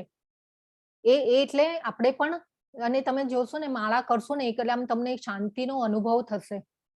એટલે જે શરીર અને આત્મા ભગવાનના રૂપ, ગુણ, લીલા એમાં કોઈમાં તફાવત નથી. એટલે આપણે એ રીતે સમજવાનું છે. એટલે ભગવાનનું નામ પોતે જ ભગવાન છે. આપણું શરીર આત્માથી અલગ છે. હવે જ્યારે આપણે જ્યારે કોઈનું મૃત્યુ થાય ત્યારે આપણે જોતા હોઈએ છીએ કે ભાઈ જ્યારે ચેતના એટલે આત્મા નીકળી જાય અને ચેતના નીકળી જાય ત્યારે આપણે હાથ કડક થઈ જતા હોય છે, પગ કડક થઈ જતા હોય છે, અને આપણે ઘણીવાર તો એમ એટલે કે શરીરને કાઢો એવી રીતે એ અવસ્થામાં આવી જાય છે. એટલે આ જે છે એ આપણું શરીર આત્માથી અલગ છે. પછી કે છે કે કૃષ્ણ માયાના નિયંત્રક છે. આપણે માયા દ્વારા નિયંત્રિત છીએ. કૃષ્ણ માયાના નિયંત્રક છે. આપણે આગળ જોયું સંભવામી આત્મમાયયા પ્રકૃતિમ અધિષ્ઠાય. તો પ્રકૃતિના અધિષ્ઠાતા છે, પ્રકૃતિના કંટ્રોલર છે. અને સ્વામ ભવામી આત્મમાયયા એટલે હું મારી ઈચ્છાથી આવું છું અને મારી માયા દ્વારા આવું છું. મને કોઈની પરમિશન કે મને કોઈ એની જરૂર જ નથી. ભગવાન કહે છે હું ઈચ્છાથી આવું છું અને હું જ બધું ડિસિઝન લઉં છું કે હું ક્યાં અવતરીશ, હું કોને માતા પિતા બનાવીશ. એટલે એ જે છે ભગવાન કહેવા માંગે છે કે હું કૃષ્ણ જે છે એ માયાના નિયંત્રક છે અને આપણે માયા દ્વારા નિયંત્રિત છીએ. એટલે આપણે પ્રકૃતિના જે ગુણો છે સત્વ, રજસ અને તમસ એનાથી આપણે બંધાયેલા છે. આપણે એના દ્વારા આપણે બદ્ધ થયેલા છીએ અને એ જે પ્રકૃતિના ગુણો દ્વારા આપણે કર્મ કરતા હોઈએ છીએ અને એ રીતે આપણને કર્મના બંધનો લાગે છે. હવે 11મો શ્લોક. યે યથા મામ પ્રપદ્યન્તે તાંસ તથૈવ ભજામ્યહમ મમ વર્તમાનુવર્તન્તે મનુષ્યા પાર્થ સર્વશઃ. જેઓ જેવી રીતે મને શરણાગત થાય છે તે પ્રમાણે જ હું તેમને ફળ આપું છું. હે પાર્થ, સર્વ મનુષ્યો મારા માર્ગનું જ સર્વથા અનુસરણ કરે છે. હવે અહીંયા ભગવાને કીધું પ્રપદ્યન્તે, પાછો શબ્દ આવ્યો પ્રપદ્યન્તે એટલે શરણાગત. ભગવાનને યે અથામામ એટલે જે જેવી રીતે મને પ્રપદ્યન્તે શરણાગત થાય છે, તાંસ તથૈવ એટલે હું તેને તેવી રીતે, તાંસ તથૈવ એટલે જે રીતે મને ભજે છે, ભજામ્યહમ એટલે હું ફળ આપું છું, તેને તેવી રીતે હું ફળ આપું છું. અને મમ વર્તમાનુવર્તન્તે એટલે હે પાર્થ, સર્વ મનુષ્યો મારા માર્ગનું જ સર્વથા અનુસરણ કરે છે. મનુષ્ય પાર્થ સર્વશઃ એટલે અહીંયા આ પણ ભગવાને બહુ સરસ કીધું. હવે આ પાછો અહીંયા પ્રપદ્યંતે આવ્યો, શરણાગત એટલે પાછું ભગવાને કીધું. આ પ્રપદ્યંતે શબ્દ ગીતામાં બહુ બધી વાર આવે છે. એટલે આ ભગવાન છે ને એક આપણને કહે છે કે તું મારા શરણે આવ. મામ મામ શબ્દ બી બહુ જ વાર આવે છે ગીતામાં. અને પ્રપદ્યંતે આપણે જે શરણાગતિ શ્લોક છે એ રીતે આપણે આને પણ જોઈ શકીએ કે જે રીતે મને ભજે છે અને જેટલી શરણાગતિ સ્વીકારે છે તે પ્રમાણે હું ફળ આપું છું. એ રીતે અહીંયા ભગવાન કહી રહ્યા છે આપણને. એટલે આપણે જે આ 7મો શ્લોક જે જોયો તો એ કોને યાદ છે? કોઈ બોલશે? બીજા અધ્યાયનો 7મો શ્લોક, શરણાગતિ શ્લોક. હરે કૃષ્ણ. કોઈને યાદ છે? એટલે અહીંયા ભગવાન કહે છે કે તું મારી, એટલે આપણે જે અહીંયા છે ભગવાન કહેવા માંગે છે કે તું આપણે સેવાનું સ્ટાર્ટ કરવાનું છે કે ભગવાન માટે આપણે કંઈ પણ નાની, અને આપણને કીધું તું ભગવાને પહેલા પી સ્વલ્પમપ્યસ્ય ધર્મસ્ય ત્રાયતે મહતો ભયાત. ભગવાને પહેલા પણ કીધેલું કે તું મારા માટે કંઈ થોડું પણ કરીશ, સ્વલ્પ એટલે થોડું, તું થોડું પણ કંઈ કરીશ તો પણ તું મોટામાં મોટા ભયથી બચી જઈશ. એ ભગવાને આપણને આગળ પણ કીધેલું હતું. આગળ જોઈએ. જે અહીંયા છે જે છે આ ગાય છે એ બી ભગવાનને શરણાગત થઈ છે તો ભગવાને એને બાથમાં લઈ લીધી છે. પછી જે છે આ ફ્રૂટ જે છે, ફ્રૂટ વેચવા વાળા છે બેન, એ પણ જે છે ભગવાન કૃષ્ણ જે છે આ ફળ વેચવા વાળા જે છે ફળ આપે છે કૃષ્ણને, અને એના બદલામાં ભગવાન એને ઝવેરાત અને રત્નોનો ટોપલો એમને ભરી આપે છે. એટલે અને આ જે ગોપ બાળો છે એ પણ ભગવાનની શરણાગતિ સ્વીકારી, અને એ પણ ગોપ બાળકો હતા ને એ પણ ભક્તો હતા, શુદ્ધ ભક્તો હતા, અને એટલે એમને ભગવાનનો સહવાસ મળ્યો છે આટલો સરસ, અને ભગવાન સાથે રહેવાનું એમને ચાન્સ મળ્યો છે. એટલે એ રીતે ગોપ બાળકો પણ શુદ્ધ ભક્ત હતા. એટલે જે રીતે જે શરણાગત થાય છે, અને અહીંયા જે છે એ શિશુપાલનો વધ બતાવ્યો છે ભગવાને. શિશુપાલની સ્ટોરી જે છે એ આખી ખબર હશે બધાને કે ભગવાનને અમુક બહુ અપશબ્દો બોલ્યા હતા, અને ભગવાને એ અપશબ્દોને કે 100 વાર બોલશે ને, 99 વાર બોલશે ત્યાં સુધી હું સહન કરીશ. અને જ્યારે 100મી વાર બોલે છે તો એ ભગવાન એનું ધડ કાપી નાખે છે, અને એનું જે ધડ જે માથું છે એ ભગવાનના ચરણમાં જઈને પડે છે, અને એ પછી ભગવાન એને મુક્તિ આપે છે. એટલે એ જે છે, એટલે એ શિશુપાલ જે છે એ પણ આસુરી વૃત્તિનો હતો, બહુ પાપી હતો, પણ તે છતાં પણ ભગવાને એને શરણમાં લીધો છે. એટલે હવે આગળ કહેશે ભગવાન કે તું ગમે તેવા પાપ કર્યા હશે તો પણ હું તું મને કર્મ અર્પિત કર તો હું તારા પાપો પણ લઈ લઈશ અને તને એમાંથી મુક્ત કરીશ. હવે જે છે આ ભક્તિ કેવી રીતે કરવાની, આપણને ભગવાન કહે છે કે શરણાગત થા, અને તું જે રીતે મને શરણાગત થઈશ એ પ્રમાણે હું તને ફળ આપીશ. તો જે આપણે શરણાગત કેવી રીતે થવાનું, તો જે છે આ ભક્તિ રસામૃત સિંધુ કરીને આપણી ઇસ્કોનની જે છે આપણે આચાર્યની એક બુક છે એમાંથી આ શ્લોક લેવામાં આવ્યો છે. અને આપણે આ જે પછી 3rd લેવલ અને એમાં આ બુકનો આપણે સમાવેશ કર્યો છે. આગળ આપણે જેમ જોઈન કરશું એ તો ત્યારે આ બુક પણ, એટલે આ જે આખું ભક્તિ રસામૃત સિંધુ છે, આખું ભક્તિનું જે સાયન્સ, ભક્તિમાં કેવી રીતે આગળ વધવાનું એના માટેની આખી બુક છે. એટલે એમાં આખું ભક્તિનું સાયન્સ બતાવ્યું છે કે કેવી રીતે ભક્તિ કરવાની અને કેવી રીતે આગળ ભક્તિમાં અને આધ્યાત્મિક લેવલ ઉપર આપણે આગળ જવાનું. તો આ જે છે આદૌ શ્રદ્ધા તતઃ સાધુ સંગોથ ભજન ક્રિયા તતો નર્થ નિવૃત્તિ સ્યાત તતો નિષ્ઠા રુચિસ્તત અથા શક્તિસ્તતો ભાવસ્તત પ્રેમાભ્યુદંચતિ સાધકા નામ અયમ પ્રેમણ પ્રાદુર્ભાવે ભવેત ક્રમઃ. તો હવે આ જે છે ભગવાન સમજાવે છે ભક્તિ યોગના 9 તબક્કા.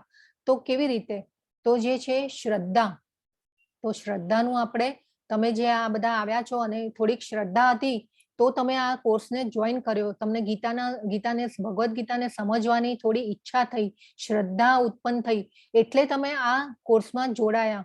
અને તમે બધા આજે પણ 4થા દિવસે પણ આટલી સરસ રીતે તમે કનેક્ટ રહ્યા છો. તો એ રીતે આપણે પહેલા આપણે જે આધ્યાત્મિકતાની સીડી ચડીએ ને ત્યારે આપણી પહેલા શ્રદ્ધા ડેવલપ થાય.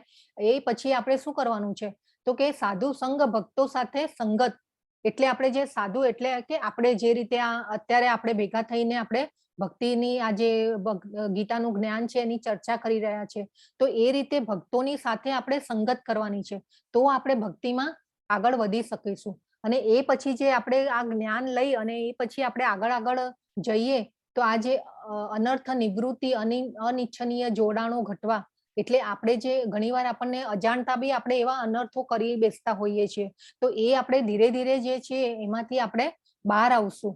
અને એ બહાર આવીને પછી આપણી ભક્તિમાં નિષ્ઠા વધશે, સ્થિરતા વધશે, એ રીતે આપણે આગળ વધવાનું છે. એટલે અને એ પછી નિષ્ઠા વધે એટલે આપણને એમાં રુચિ આવે, અને રુચિ આવે એટલે આપણને એમ થાય હા હા કેટલો સ્વાદ આવે છે, કેટલો આનંદ આવે છે. આપણે જેમ આ જપમાળા સ્ટાર્ટ કરીશું ને, તમે પોતે એક્સપિરિયન્સ કરજો, તો એમાં બી એટલો આનંદ આવશે. અને જે કૃષ્ણ નામ છે આપણે જે હરે કૃષ્ણ કૃષ્ણ કૃષ્ણ હરે હરે, હરે રામ રામ રામ હરે હરે, તો એ જે મંત્ર છે ને એ આપણી જીહ્વા ઉપર બોલાય અને આપણું મન શાંત થાય, આપણી ચેતના શુદ્ધ થાય. તો આ મંત્રની જરૂર છે. એ એક આ છે ને ભૌતિક જગતનું એક આ મેડિટેશન હોય ને, આપણે અત્યારે તો મેડિટેશન પાછળ એટલા બધા ભાગી રહ્યા છે, બસ ધ્યાનમાં બેસવાનું અને બેસવાનું બસ, અને આ વિચારો બંધ કરી દેવાના. પણ આ વસ્તુ શક્ય છે અત્યારે? એના માટે બહુ લાંબો ટાઈમ જાય મેડિટેશન કરતા કરતા ને ધ્યાનમાં આવતા.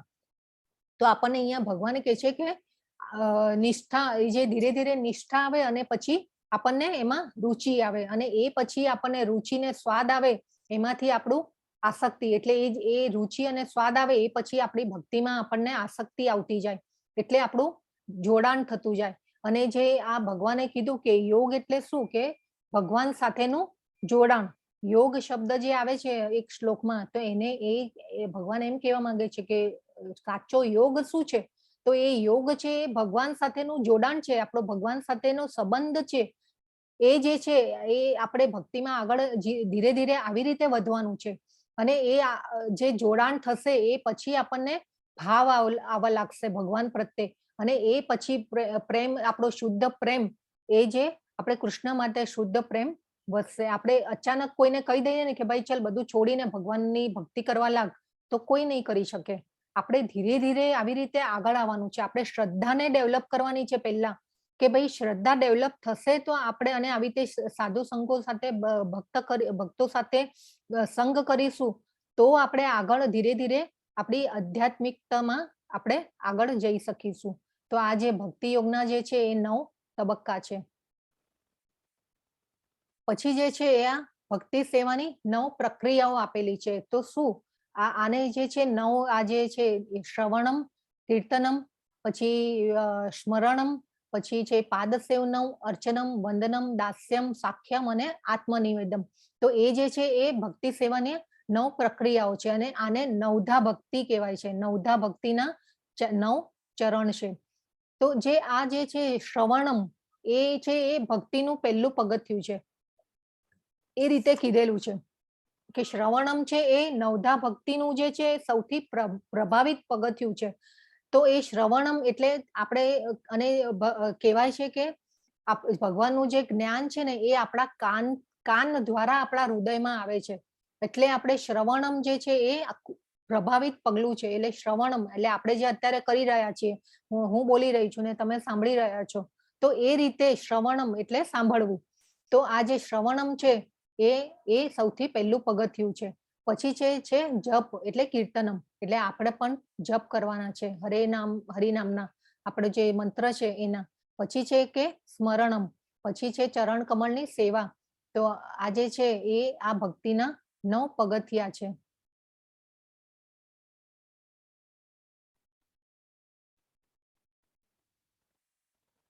એક મિનિટ.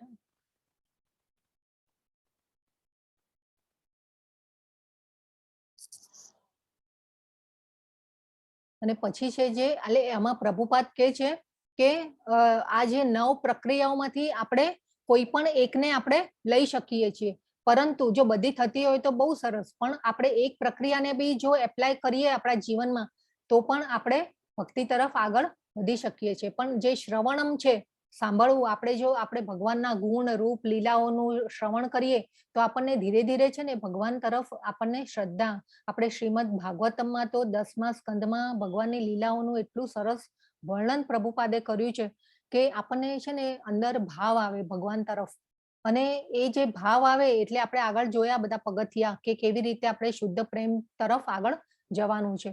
તો એ જે છે આ ભક્તિના અને આપણે ભગવાનની એ પ્રમાણે સંપૂર્ણ શરણાગતિ સ્વીકારવાની છે. તો એ રીતે હવે કે છે 12મો શ્લોક, કાંક્ષતઃ કર્મણા સિદ્ધિમ યજંત ઇહ દેવતા ક્ષિપ્રમ હિ માનુષે લોકે સિદ્ધિર્ભવતી કર્મજા. આ જગતમાં મનુષ્યો સકામ કર્મોમાં સિદ્ધિ ઈચ્છે છે અને તેથી તેઓ દેવોને પૂજે છે. નિસંદેહ આ જગતમાં મનુષ્યોને સકામ કર્મના ફળ જલ્દી પ્રાપ્ત થાય છે.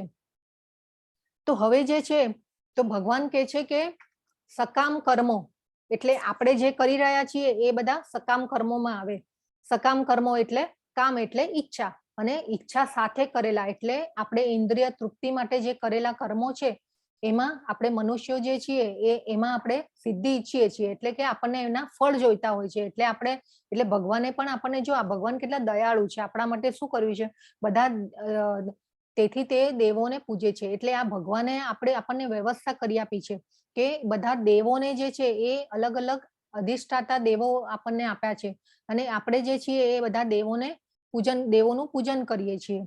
તો આ જે છે વ્યવસ્થા એમાં જે એવું છે કે આપણે લક્ષ્મી અને આ ભૌતિક જગતમાં આપણને શું ન જોઈતું હોય, આપણને પૈસા બી જોઈએ, તો પૈસા જોઈએ, પત્ની જોઈએ, આપણને જે ભોગો ભોગવવા માટે જે આપણે વિચારતા હોઈએ, અને એ એટલે ભોગો ભોગવવા માટે એટલે કે આપણે સકામ કર્મો કરતા હોઈએ, આપણી ઈચ્છા માટે જે કર્મો કરતા હોઈએ, એટલે આપણે દેવોને પૂજીએ છીએ કે ભાઈ લક્ષ્મી જોઈતી હોય, પૈસા જોઈતા હોય તો આપણે લક્ષ્મીજીનું પૂજન કરીએ, પછી શક્તિ જોઈતી હોય તો હનુમાનજીનું પૂજન કરીએ, પછી બુદ્ધિ જોઈતી હોય તો ગણપતિ દાદાને પૂજન કરીએ, વિદ્યા જોઈએ તો સરસ્વતી દેવીને આપણે પૂજીએ.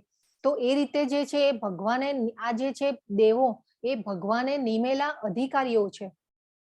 અને આ જે દુર્ગા દેવી જે છે એ આપણા ભૌતિક વર્લ્ડ એટલે આ મટીરિયલ વર્લ્ડ જે છે એની અધિષ્ઠાતા દેવી છે.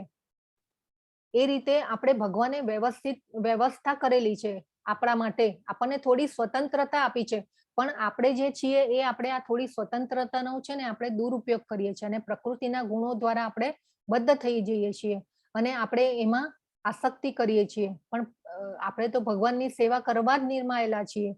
અને આજે પણ આપણે એમ વિચારીએ કે સીધા આપણે હવે વડાપ્રધાન હોય અને આપણે કેટલી બધી મિનિસ્ટ્રી છે, હેલ્થ મિનિસ્ટ્રી ને શિક્ષણ ખાતું ને બધું અલગ અલગ બધા ખાતાઓ આપ્યા છે, એવી રીતે આ દેવોને બધા અલગ અલગ બધા જે છે એ આપેલા છે, વહીવટ આપેલો છે. તો જે છે પણ આપણે જો સીધી આપણી વડાપ્રધાનની જ પહોંચ હોય અને આપણે સીધા વડાપ્રધાન પાસે જ પહોંચી જઈએ, એવી કોઈની બધાની ઘણાને પહોંચ હોય કે આગળ સુધી આપણે સીધું કામ થઈ જાય, તો એ રીતે જો આપણે ભગવાનને આપણે ભજીએ છીએ તો પછી આપણું સીધું કામ થઈ જાય છે. તો એના માટે આપણે જે છે એક આપણે એક્ઝામ્પલ લઈએ, સપોઝ કે ઝાડ જે છે એ તો આપણે ઝાડના મૂળિયામાં પાણી નાખીએ છીએ તો આપણે ઝાડની ડાળીઓ, પાંદડાઓ ને પુષ્પો ને બધાને પાણી મળી જતું હોય છે. આપણે ખાલી મૂળમાં જ પાણી નાખીએ છીએ.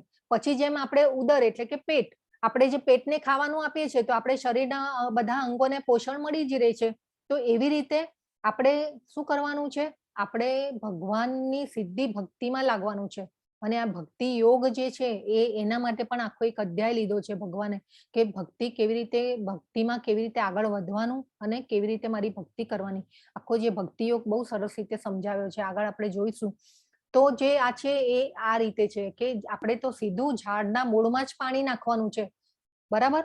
તો અને આ જે છે ભગવાન કે છે કે આપણે જેમ પેટને ખોરાક આપે છે, શરીરના અંગોને પોષણ મળે છે, એવી રીતે આપણે જો સીધું ભગવાનને જ આપણે ભજીશું તો આપણને આપણા ભગવાન આપણને બધા ભયોમાંથી મુક્ત કરી દેશે. એટલે આ રીતે આ શ્લોકનો ભાવાર્થ છે કે મનુષ્યો છે જે એ સકામ કર્મોમાં સિદ્ધિ ઈચ્છે છે અને તેથી તેઓ દેવોને પૂજે છે. નિસંદેહ આ જગતમાં મનુષ્યોને સકામ કર્મના ફળ જલ્દી પ્રાપ્ત થાય છે. આગળ જોઈએ 13મો શ્લોક, ચાતુર્વર્ણ્યમ મયા સૃષ્ટમ ગુણ કર્મ વિભાગશઃ તસ્ય કર્તારમભિમામ વિદ્ય કર્તારમવ્યયમ. ભૌતિક પ્રકૃતિના 3 ગુણો તથા તેમની સાથે સંકળાયેલા કર્મ અનુસાર માનવ સમાજના 4 વર્ણોની રચના મેં કરી છે. જોકે હું આ વ્યવસ્થાનો સ્રષ્ટા છું, તેમ છતાં અધિકારી હોવાથી હું અકર્તા છું એમ તું જાણ. ચાતુર્વર્ણ્ય મયા સૃષ્ટમ. ચાતુર્વર્ણ એટલે 4 વર્ણોની ભગવાને વ્યવસ્થા કરેલી છે અને ભગવાને એ વ્યવસ્થા પ્રકૃતિના ગુણો પ્રમાણે કરેલી છે. હવે ઘણીવાર આપણને એમ થાય કે એવી રીતે બ્રાહ્મણ જે આપણે અત્યારે તો જે છે ને એ આપણે એવી રીતે હોય કે ભગવાને એ વ્યવસ્થા જે વર્ણ વ્યવસ્થા પહેલા પ્રકૃતિ એટલે ગુણો પ્રમાણે કરેલી હતી. આપણે વૈદિક કાળમાં છે ને ગુરુકુળો ચાલતા હતા અને ગુરુકુળમાં એવી વ્યવસ્થા હતી કે જે બાળકો જે હોય ભણવા માટે આવે ગુરુકુળમાં, તો એ ગુરુ પેલા જુએ કે આ વિદ્યાર્થીમાં કેવા ગુણો છે. જો ક્ષત્રિયના ગુણો હોય તો એને શસ્ત્ર વિદ્યા શીખવાડવામાં આવે. પછી જે છે જ્ઞાનીના લક્ષણો હોય તો એને વેદોનું જ્ઞાન અને શાસ્ત્રોનો અભ્યાસ કરાવવામાં આવે, તો એને બ્રાહ્મણ કહેવાતું. એટલે એ રીતે બ્રાહ્મણ, વૈશ્ય, શુદ્ર અને ક્ષત્રિય, તો એ 4 વર્ણો આ પ્રમાણે ભગવાને ગોઠવેલા હતા. એટલે ગુણો પ્રમાણે ભગવાને વ્યવસ્થા કરેલી હતી. પણ અત્યારે તો શું છે, આપણે છૂત અછૂત ને એમાં તો કેવું બધું આપણે તો એટલે આ બધું જે છે આપણે બનાવેલું છે. ભગવાને ક્યાંય કીધું નથી કે છૂત અને અછૂત કે આ ધર્મ જાતિ ને ભેદ એ બધું ક્યાંય ભગવાને લખેલું જ નથી. ભગવાન કે છે મેં ગુણો પ્રમાણે વ્યવસ્થા કરી છે બધાની. હવે સપોઝ બ્રાહ્મણ કુળમાં જન્મ્યો હોય પણ એનામાં ક્ષત્રિયના ગુણો હોય તો ભગવાન કે છે કે એ ક્ષત્રિય, એટલે ત્યારે એવું થઈ શકતું હતું કે એ ક્ષત્રિયની વિદ્યા લે. અને જો ક્ષત્રિયમાં જન્મ્યો હોય પણ એને જ્ઞાન નું વેદો ભણવામાં ઇન્ટરેસ્ટ હોય તો એને શાસ્ત્રોનું જ્ઞાન અપાતું. તો એ રીતે ભગવાને અહીંયા વ્યવસ્થા કરેલી છે. પછી કે છે ભગવાન નમામ કર્માણી લિંપંતી નમે કર્મ ફલે સ્પૃહા ઇતિ મામ યોભિજાનાતિ કર્મ ભીન સબધ્યતે. મને કોઈ કર્મ પ્રભાવિત કરતું નથી અને મને કર્મના ફળની આકાંક્ષા પણ નથી. જે મનુષ્ય મારા વિશેના આ સત્યને જાણે છે તે પણ કર્મોના ફળ દ્વારા બદ્ધ થતો નથી. હવે ભગવાને આ બી બહુ સરસ કહી દીધું કે મને તમારા તરફથી કોઈ કર્મના ફળની આશા નથી. તમે જે બી કંઈ કરો છો ભગવાનને કોઈ જ જરૂર નથી. ભગવાનને એમનું માર્કેટિંગ કરવાની જરૂર છે ના. આપણે આપણા માટે કરવાનું છે. ભગવાન અહીંયા કહી દીધું મને કોઈ કર્મ પ્રભાવિત કરતું નથી અને મને કર્મના ફળની આકાંક્ષા પણ નથી. ભગવાન તો અહીંયા સીધું આપણને કહી દે છે. અને જો આ જે સત્ય જાણે છે તે પણ કર્મોના ફળ દ્વારા બદ્ધ થતો નથી, એ પણ ભગવાને કહી દીધું કે જે કૃષ્ણને એટલે આપણે કૃષ્ણને જાણવાના છીએ, આપણે ભગવાનની ભક્તિમાં આગળ વધવાનું છે. અને કેવી રીતે વધવાનું છે એ આપણે આગળ જોયું. શ્રદ્ધા ડેવલપ કરવાની છે. એટલે આ રીતે ભગવાન કહે છે કે મને કોઈ કર્મ પ્રભાવિત કરતું નથી. અને એ જે ભગવાન આવ્યા પૃથ્વી ઉપર આ ધરાતલ ઉપર ત્યારે પણ ભગવાને લીલાઓ કરી પણ આ કોઈ કર્મ બંધનમાં એ પ્રભાવિત થતા નથી. તો આ જે છે એ આ શ્લોકનો ભાવાર્થ છે. પછી ભગવાન 17મા શ્લોકમાં કહે છે કર્મણો હ્યપી બોદ્ધવ્યમ ચ વિકર્ણમઃ અકર્મણશ્ચ બોદ્ધવ્યમ ગહના કર્મણો ગતિઃ. આ આપણે આગળ જોયું હતું કાલના અધ્યાયમાં કર્મ, વિકર્મ અને અકર્મ. તો આ આપણે આ બહુ આગળ નહીં જોઈએ, આપણે આગળ જઈએ. કાલે આપણે આ બહુ સારી રીતે સમજેલા હતા. કર્મની આંટીકૂટીને સમજવી ઘણી મુશ્કેલ હોય છે. માટે મનુષ્ય કર્મ શું છે, વિકર્મ શું છે અને અકર્મ શું છે એ સારી રીતે જાણવું જોઈએ. આપણે ભગવાન માટે જે પણ કંઈ કર્મ કરીએ છીએ એ બધા અકર્મમાં આવે છે. હવે કે છે અસ્ય સર્વે સમારંભા કામ સંકલ્પ વર્જિતા જ્ઞાનાગ્નિદગ્ધ કર્માણ તમાહુ પંડિતમ બુધાયઃ પશ્યેદ. જે મનુષ્ય કર્મમાં અકર્મ અને કર્મમાં કર્મ જોઈએ છે તે સર્વ મનુષ્યમાં બુદ્ધિમાન છે અને સર્વ પ્રકારના કર્મોમાં પરોવાયેલો હોવા છતાં દિવ્ય અવસ્થામાં રહેલો છે. યસ્ય સર્વે એટલે કે આ સર્વે સમારંભા એટલે સર્વ પ્રયત્નોથી કામ સંકલ્પ વર્જિતા એટલે ઇન્દ્રિય તૃપ્તિના ની ઈચ્છાઓ વગરના જે બી આપણે કર્મો કરીએ છીએ એ ભગવાન કહે છે કે એનું ફળ જે છે એ તમે મને અર્પિત કરો. મને કોઈ કર્મ ફળની આશા નથી, પણ તમે મને કર્મ અર્પિત કરો તો હું તમારું પાપ પણ લઈ લઈશ. એટલે એ રીતે, અને એ જે સમજે છે એને ભગવાને જ્ઞાની કીધો છે. આજે નારદ મુનિ જે છે એ ભગવાનની ભક્તિ કરે છે ને અકર્મમાં આવે છે. આપણે ઘણીવાર ઘણી સિરિયલોમાં ને એમાં છે ને નારદજીને બહુ ખોટી રીતે ઓલા કરવામાં આવ્યા છે, પણ નારદજી જે છે ને એ ભગવાનના શુદ્ધ ભક્ત હતા, અને એ જે ભક્તો માટે એ છે ને ફરતા રહેતા હતા. કેવી રીતે કે ત્યારે તો એવું ચલણ હતું કે ભાઈ ઈચ્છે ત્યારે સ્વર્ગમાંથી આ લોકમાંથી આ લોકમાં ને આ લોકમાંથી અલગ લોકમાં જઈ શકતા હતા, એવી શક્તિ હતી. પણ આ જે સિરિયલોમાં ને એમાં છે ને ઘણીવાર નારાયણ નારાયણ કરીને નારદજીને એ રીતે છે ને એલા કરવામાં આવ્યા છે. પણ નારદજી છે એ ભગવાનના શુદ્ધ ભક્ત હતા, અને ભક્તોના ઉદ્ધાર કરવા માટે અલગ અલગ લોકમાં ફરતા રહેતા હતા. અને જે વ્યાસ મુનિ જે છે, વ્યાસ મુનિ જે છે, જેમને શ્રીમદ ભાગવતમ અને ભગવદ ગીતાની ના રચયિતા છે, એમના એ ગુરુ છે. નારદ મુનિ જે છે એ એમના ગુરુ છે. પછી કે છે ભગવાન 20મા શ્લોકમાં, ત્યક્ત્વા કર્મ ફલાસંગમ નિત્ય તૃપ્તો નિરાશ્રય કર્મણ્યભિપ્રવૃત્તોપી નૈવ કિંચિત કરોતિ સહ. પોતાના કર્મના ફળોની સર્વ આસક્તિનો ત્યાગ કરીને સદા સંતુષ્ટ તથા સ્વતંત્ર રહી તે સર્વ પ્રકારના કાર્યોમાં પરોવાયેલો રહેવા છતાં કોઈ સકામ કર્મ કરતો નથી. હવે ભગવાન કે છે કે આ જે જ્ઞાન હોય એ ધીરે ધીરે ઇન્દ્રિય તૃપ્તિથી રહિત કરવા જોઈએ. એટલે આપણી કોઈ ઈચ્છા વગર ભગવાન માટે આપણે કર્મ કરવું જોઈએ. એ આ ભગવાન અહીંયા આમાં કહે છે કે જો એવી રીતે આપણે સર્વ એવા કાર્યો કરીએ છીએ ભગવાન આપણી કોઈ ફળની આશા રાખ્યા વગર, તો ભગવાન કહે છે કે એ કોઈ સકામ કર્મ કરતો નથી. એટલે કાર્યોમાં પરોવાયેલો રહેવા છતાં કોઈ સકામ કર્મ કરતો નથી. આપણને જે ભગવાને ડ્યુટી આપેલી છે એમાં રહીને આપણે ભગવાનને ભજવાના છે અને ભગવાનની ભક્તિ તરફ આગળ વધવાનું છે. હવે આમાં કે છે યદ્રચ્છા લાભ સંતુષ્ટો દ્વંદ્વાતીતો વિમત્સરઃ સમઃ સિદ્ધાવ સિદ્ધ્યૌ ચ કૃત્વાપી ન નિબધ્યતે. જે મનુષ્ય અનાયાસે તથા લાભથી સંતુષ્ટ રહે છે, જે દ્વૈત ભાવથી રહિત છે, તે તથા ઈર્ષા કરતો નથી, સફળતા તેમજ નિષ્ફળતા બંનેમાં સ્થિર રહે છે, તે કર્મ કરતો હોવા છતાં પણ કદાપી બદ્ધ થતો નથી. ભગવાન કહે છે કે દ્વૈત ભાવ એટલે સુખ દુઃખ, જે આપણે દ્વંદ્વો જે આપણે કહીએ કે દ્વંદ એટલે સુખ અને દુઃખ, જેમાં સફળતા અને નિષ્ફળતા બંનેમાં સ્થિર રહે છે, તે કર્મ કરતો હોવા છતાં પણ કદાપી બદ્ધ થતો નથી. હવે ભગવાન કહે છે ગત સંગસ્ય મુક્તસ્ય જ્ઞાનાવસ્થિત ચેતસઃ યજ્ઞાયાચરતઃ કર્મ સમગ્રમ પ્રવિલીયતે. જે મનુષ્ય ભૌતિક પ્રકૃતિના ગુણો પ્રત્યે અનાસક્ત છે અને જે દિવ્ય જ્ઞાનમાં પૂર્ણપણે સ્થિત થયેલો છે, તે સંપૂર્ણપણે દિવ્યતામાં લીન થાય છે.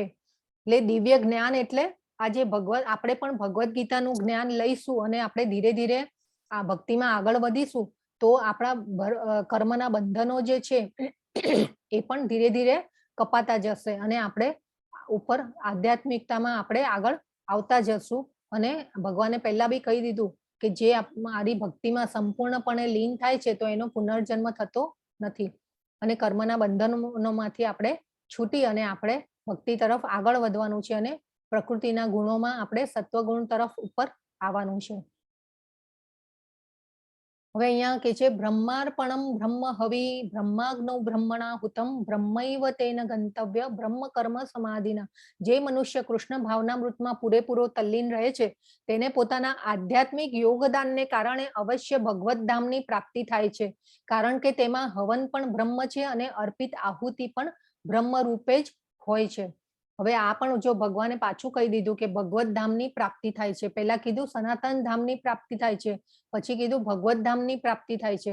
તો આપણે જે કૃષ્ણ ભાવનામૃતમાં એટલે આપણે જે શુદ્ધ પ્રેમ ભગવાનના તરફનો જે ભગવાન સાથેનો આપણો જે સંબંધ છે એમની સાથે જોડાઈશું તો આપણને પણ ભગવાન ધામની પ્રાપ્તિ થશે. કેમ કે આ બધા જે અલ્ટિમેટલી જે યજ્ઞો અને બધાનું આપ્યું છે એ ભગવાન કહે છે કે અલ્ટિમેટલી મારા તરફ પાપની મુક્તિ પછી મારા તરફ આવવાનો માર્ગ છે.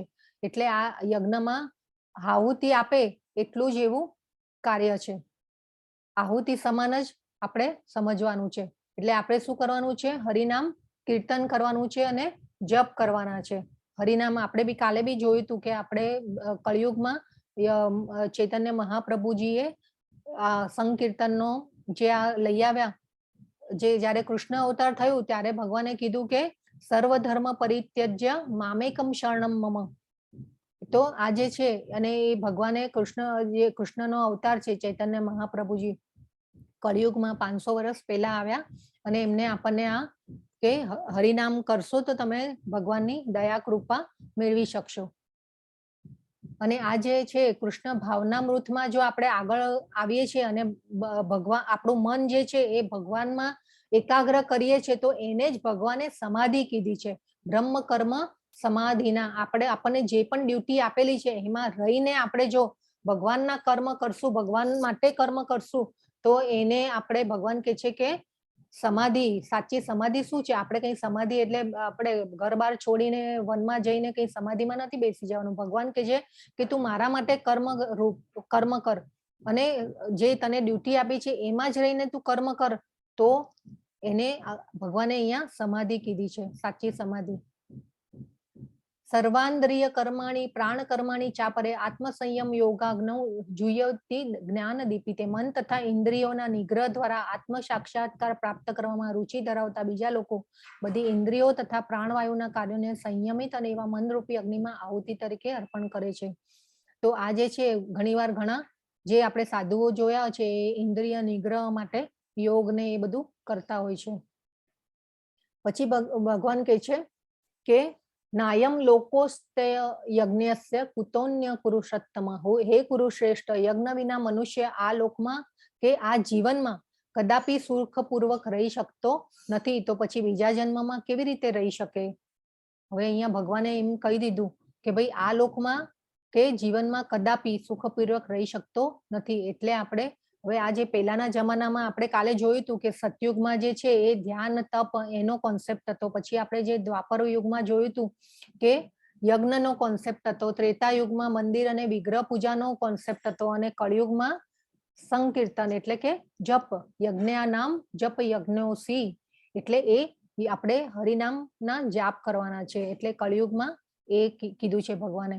તો અહીંયા ભગવાને કીધું કે એ નહીં કરે એટલે આ જે જપ યજ્ઞ છે એટલે એ યજ્ઞ નહીં કરે તો તું સુખપૂર્વક રહી શકીશ નહીં.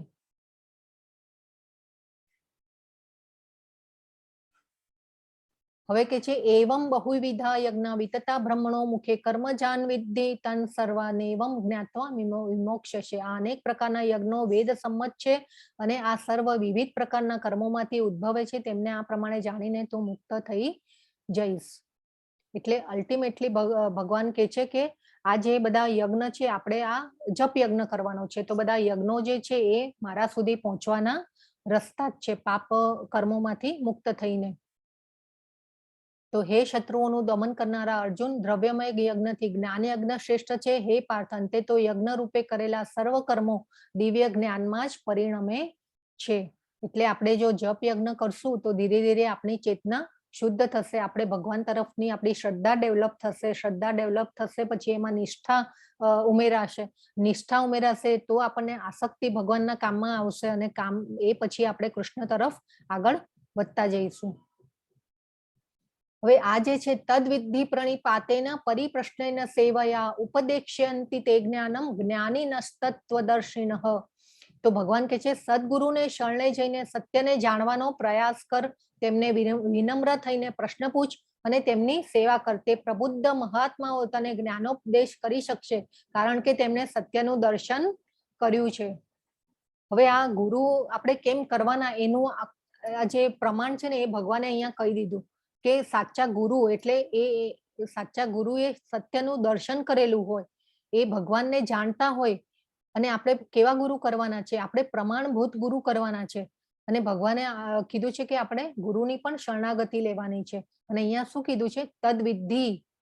તદ્વિધિ એટલે જાણવાનો પ્રયત્ન કર. પ્રણિપાતેન એટલે સદગુરુને શરણે જઈને અને ઉપદેક્ષ્યયંતિ તે જ્ઞાનમ એટલે જ્ઞાની ન તત્વ દર્શિનઃ એટલે એ જે ગુરુઓ છે એ તને જ્ઞાન આપશે, કેમ કે એમને સત્યનું દર્શન કરેલું છે.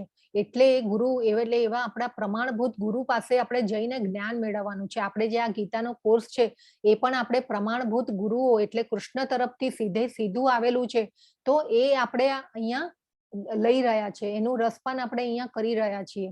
અને આપણે પણ એવા ગુરુ બનાવવા જોઈએ કે જે પ્રમાણભૂત એટલે કે ગુરુની વિશેષતા શું છે એ આપણે અહીંયા સમજવાનું છે, કે આપણે અહીંયા આ જે પ્રોપર ભક્તિમાં કૃષ્ણને જાણતા હોય એવા આપણે ગુરુને આપણે કરી અને એમની શરણાગતિ સ્વીકારવાની છે. અને આપણે જો અહીંયા કે છે કે પ્રશ્ન પૂછ અને તેમની સેવા કર, એટલે આપણે ગુરુને આપણે અથા તો બ્રહ્મ જિજ્ઞાસા, આપણને જિજ્ઞાસા થવી જોઈએ અને આપણે ગુરુને પૂછવાનું કે ભાઈ આપણે ક્યાં છીએ, મનુષ્ય જીવનનું ધ્યેય શું છે. એટલે આપણે આ રીતે સમજવાનું છે. અહીંયા જે છે પ્રભુપાદ એટલે આ જે પ્રભુપાદ જે છે એ કીર્તન કરી રહ્યા છે અને આ રથયાત્રા નીકળેલી છે. આ જે રથયાત્રાનો જે કોન્સેપ્ટ છે એ પ્રભુપાદ લઈ આવ્યા અને આ અત્યારે વિશ્વના ખૂણે ખૂણે રથયાત્રા નીકળે છે. પશ્ચિમના દેશોમાં પણ આપણે જોયું છે કે રથયાત્રા થતી હોય છે. હવે ભગવાન કે છે કે અપી ચેદસી પાપેભ્ય સર્વેભ્ય પાપકૃતમઃ સર્વજ્ઞાનપ્લ નૈવ વૃજિનમ સંતરિષ્યસી. જો તને બધા પાપીઓમાં પણ સૌથી મોટો પાપી ગણવામાં આવે તોય તું જ્યારે દિવ્ય જ્ઞાન રૂપી નૌકામાં સ્થિત થઈશ ત્યારે દુઃખોના સાગરને પાર કરી શકીશ. હવે અહીંયા ભગવાને કહી દીધું કે જો તને બધા પાપીઓમાં તું સૌથી મોટો પાપી ગણવામાં આવે તો પણ તું જો જ્ઞાન રૂપી નૌકામાં એટલે ભક્તિ રૂપી નૌકામાં તું સ્થિત થઈશ તો દુઃખોના સાગરને પાર કરી શકીશ. એટલે હવે આપણે અહીંયા સમજવાનું છે કે ભગવાન આપણાને કેટલા દયાળુ છે. ભગવાન આપણા માટે કેટલું સરસ વ્યવસ્થા કરી છે કે આપણે કોઈ ખરાબ કર્મો બી કરતા હોય કે ભાઈ આપણે પાપ કરેલા હોય અને આપણે પાપી હોઈએ તો પણ એ ભગવાન કે છે કે તું જ્ઞાન રૂપી નૌકા એટલે આ ભક્તિ રૂપી નૌકામાં જો સ્થિત થઈશ તો તું આ ભવસાગરને પાર કરી શકીશ. આટલું ભગવાન સ્ટેટમેન્ટ આપી દે છે આપણને અહીંયા.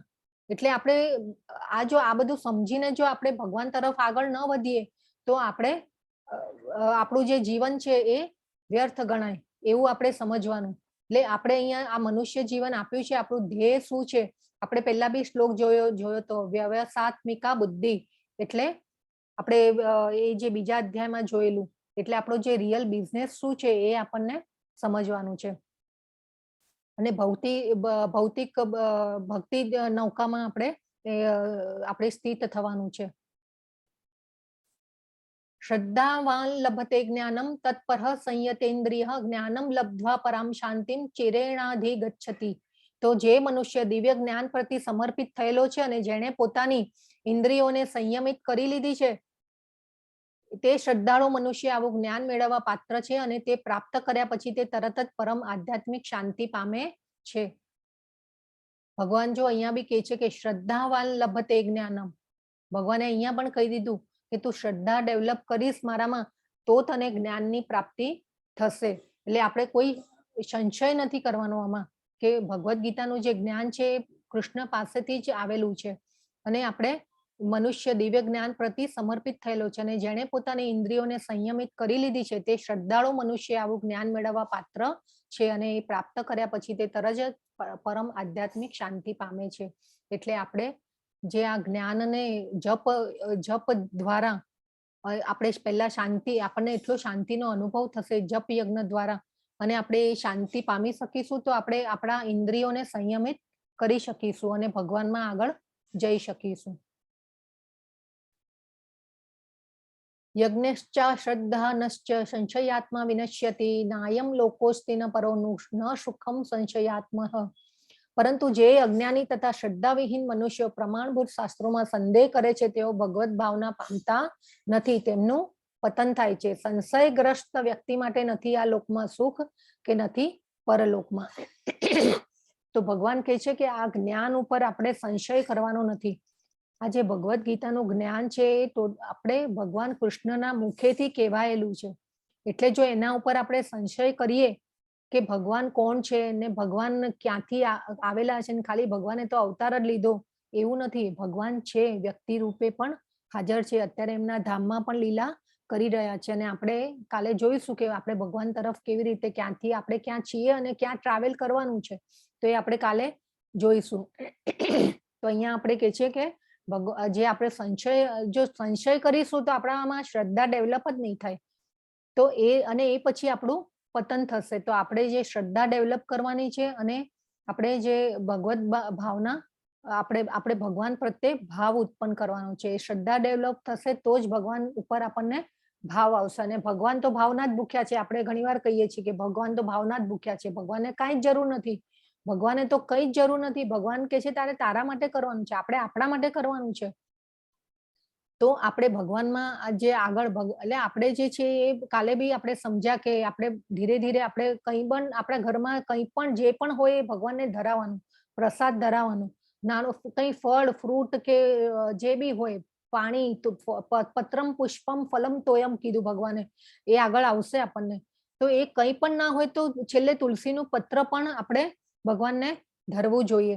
તો એ રીતે આપણે ભગવાનમાં શ્રદ્ધા ડેવલપ કરી અને ભક્તિમાં આગળ વધવાનું છે. તસ્માત જ્ઞાન સંભૂતમ ઋતસ્થમ જ્ઞાન સિનાત્મન ચિત્વૈનમ સંશયમ યોગમ માતિષ્ઠોતિષ્ઠ ભારત. હવે ભગવાન કે છે માટે અજ્ઞાનવશ તારા હૃદયમાં જે સંદેહ ઉત્પન્ન થયા છે તેમને જ્ઞાન રૂપી શસ્ત્ર વડે કાપીને હે ભારત તું યોગારૂઢ થઈને ઉઠ અને યુદ્ધ કર. આપણે થોડુંક આજે ટાઈમ થોડો વધારે જઈ રહ્યો છે. હરે કૃષ્ણ બધાને. હવે અહીંયા જે છે ભગવાનના અવતારો બતાવ્યા છે. આજે છે નૃસિંહ અવતાર, રામ અવતાર, બલિ અવતાર, પરશુરામ અવતાર, જે આ છે એ બધા બુદ્ધ અવતાર, મત્સ્ય અવતાર, પછી વરાહ અવતાર. એ તો આ ભગવાન અવતાર લઈ શકે છે. અને આ જય શ્રી કૃષ્ણ ચૈતન્ય પ્રભુ નિત્યાનંદ શ્રી અદ્વૈત ગદાધર શ્રી વાસાદી ગૌર ભક્ત વૃંદ. આ જે પંચતત્વ મંત્ર છે એ માળાની જે ઉપરનો સુમેરુ મણકો જે છે એના ઉપર આપણે આ ઉપરનો જે મંત્ર છે પંચતત્વ મંત્ર એ કરવાનો છે. અને પછી આપણે હરે કૃષ્ણ કૃષ્ણ કૃષ્ણ હરે હરે, હરે રામ રામ રામ હરે હરે જપ કરો અને ખુશ રહો. તો આ રીતે જે છે આજનો અધ્યાય આપણને પૂરો થાય છે.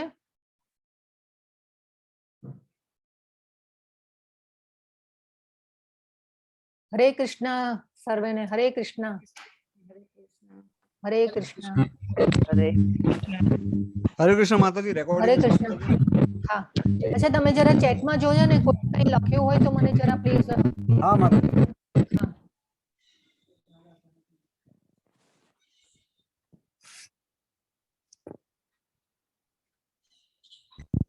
બધાને સમજણ પડી આ અધ્યાયમાં? કંઈ પૂછવું કરવું હોય તો કોઈ પૂછી શકે છે. એક સવાલ છે માતાજી ચેટમાં. હા બોલો. ઈનામ માતાજીનો છે. એ કહે છે 4.16 જરા ફરી સમજાવો. 4.16 કયો હતો શ્લોક?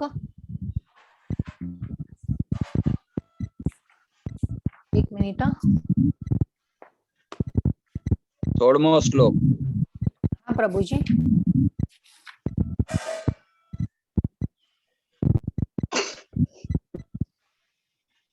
એક મિનિટ, હું જરા રેકોર્ડિંગ.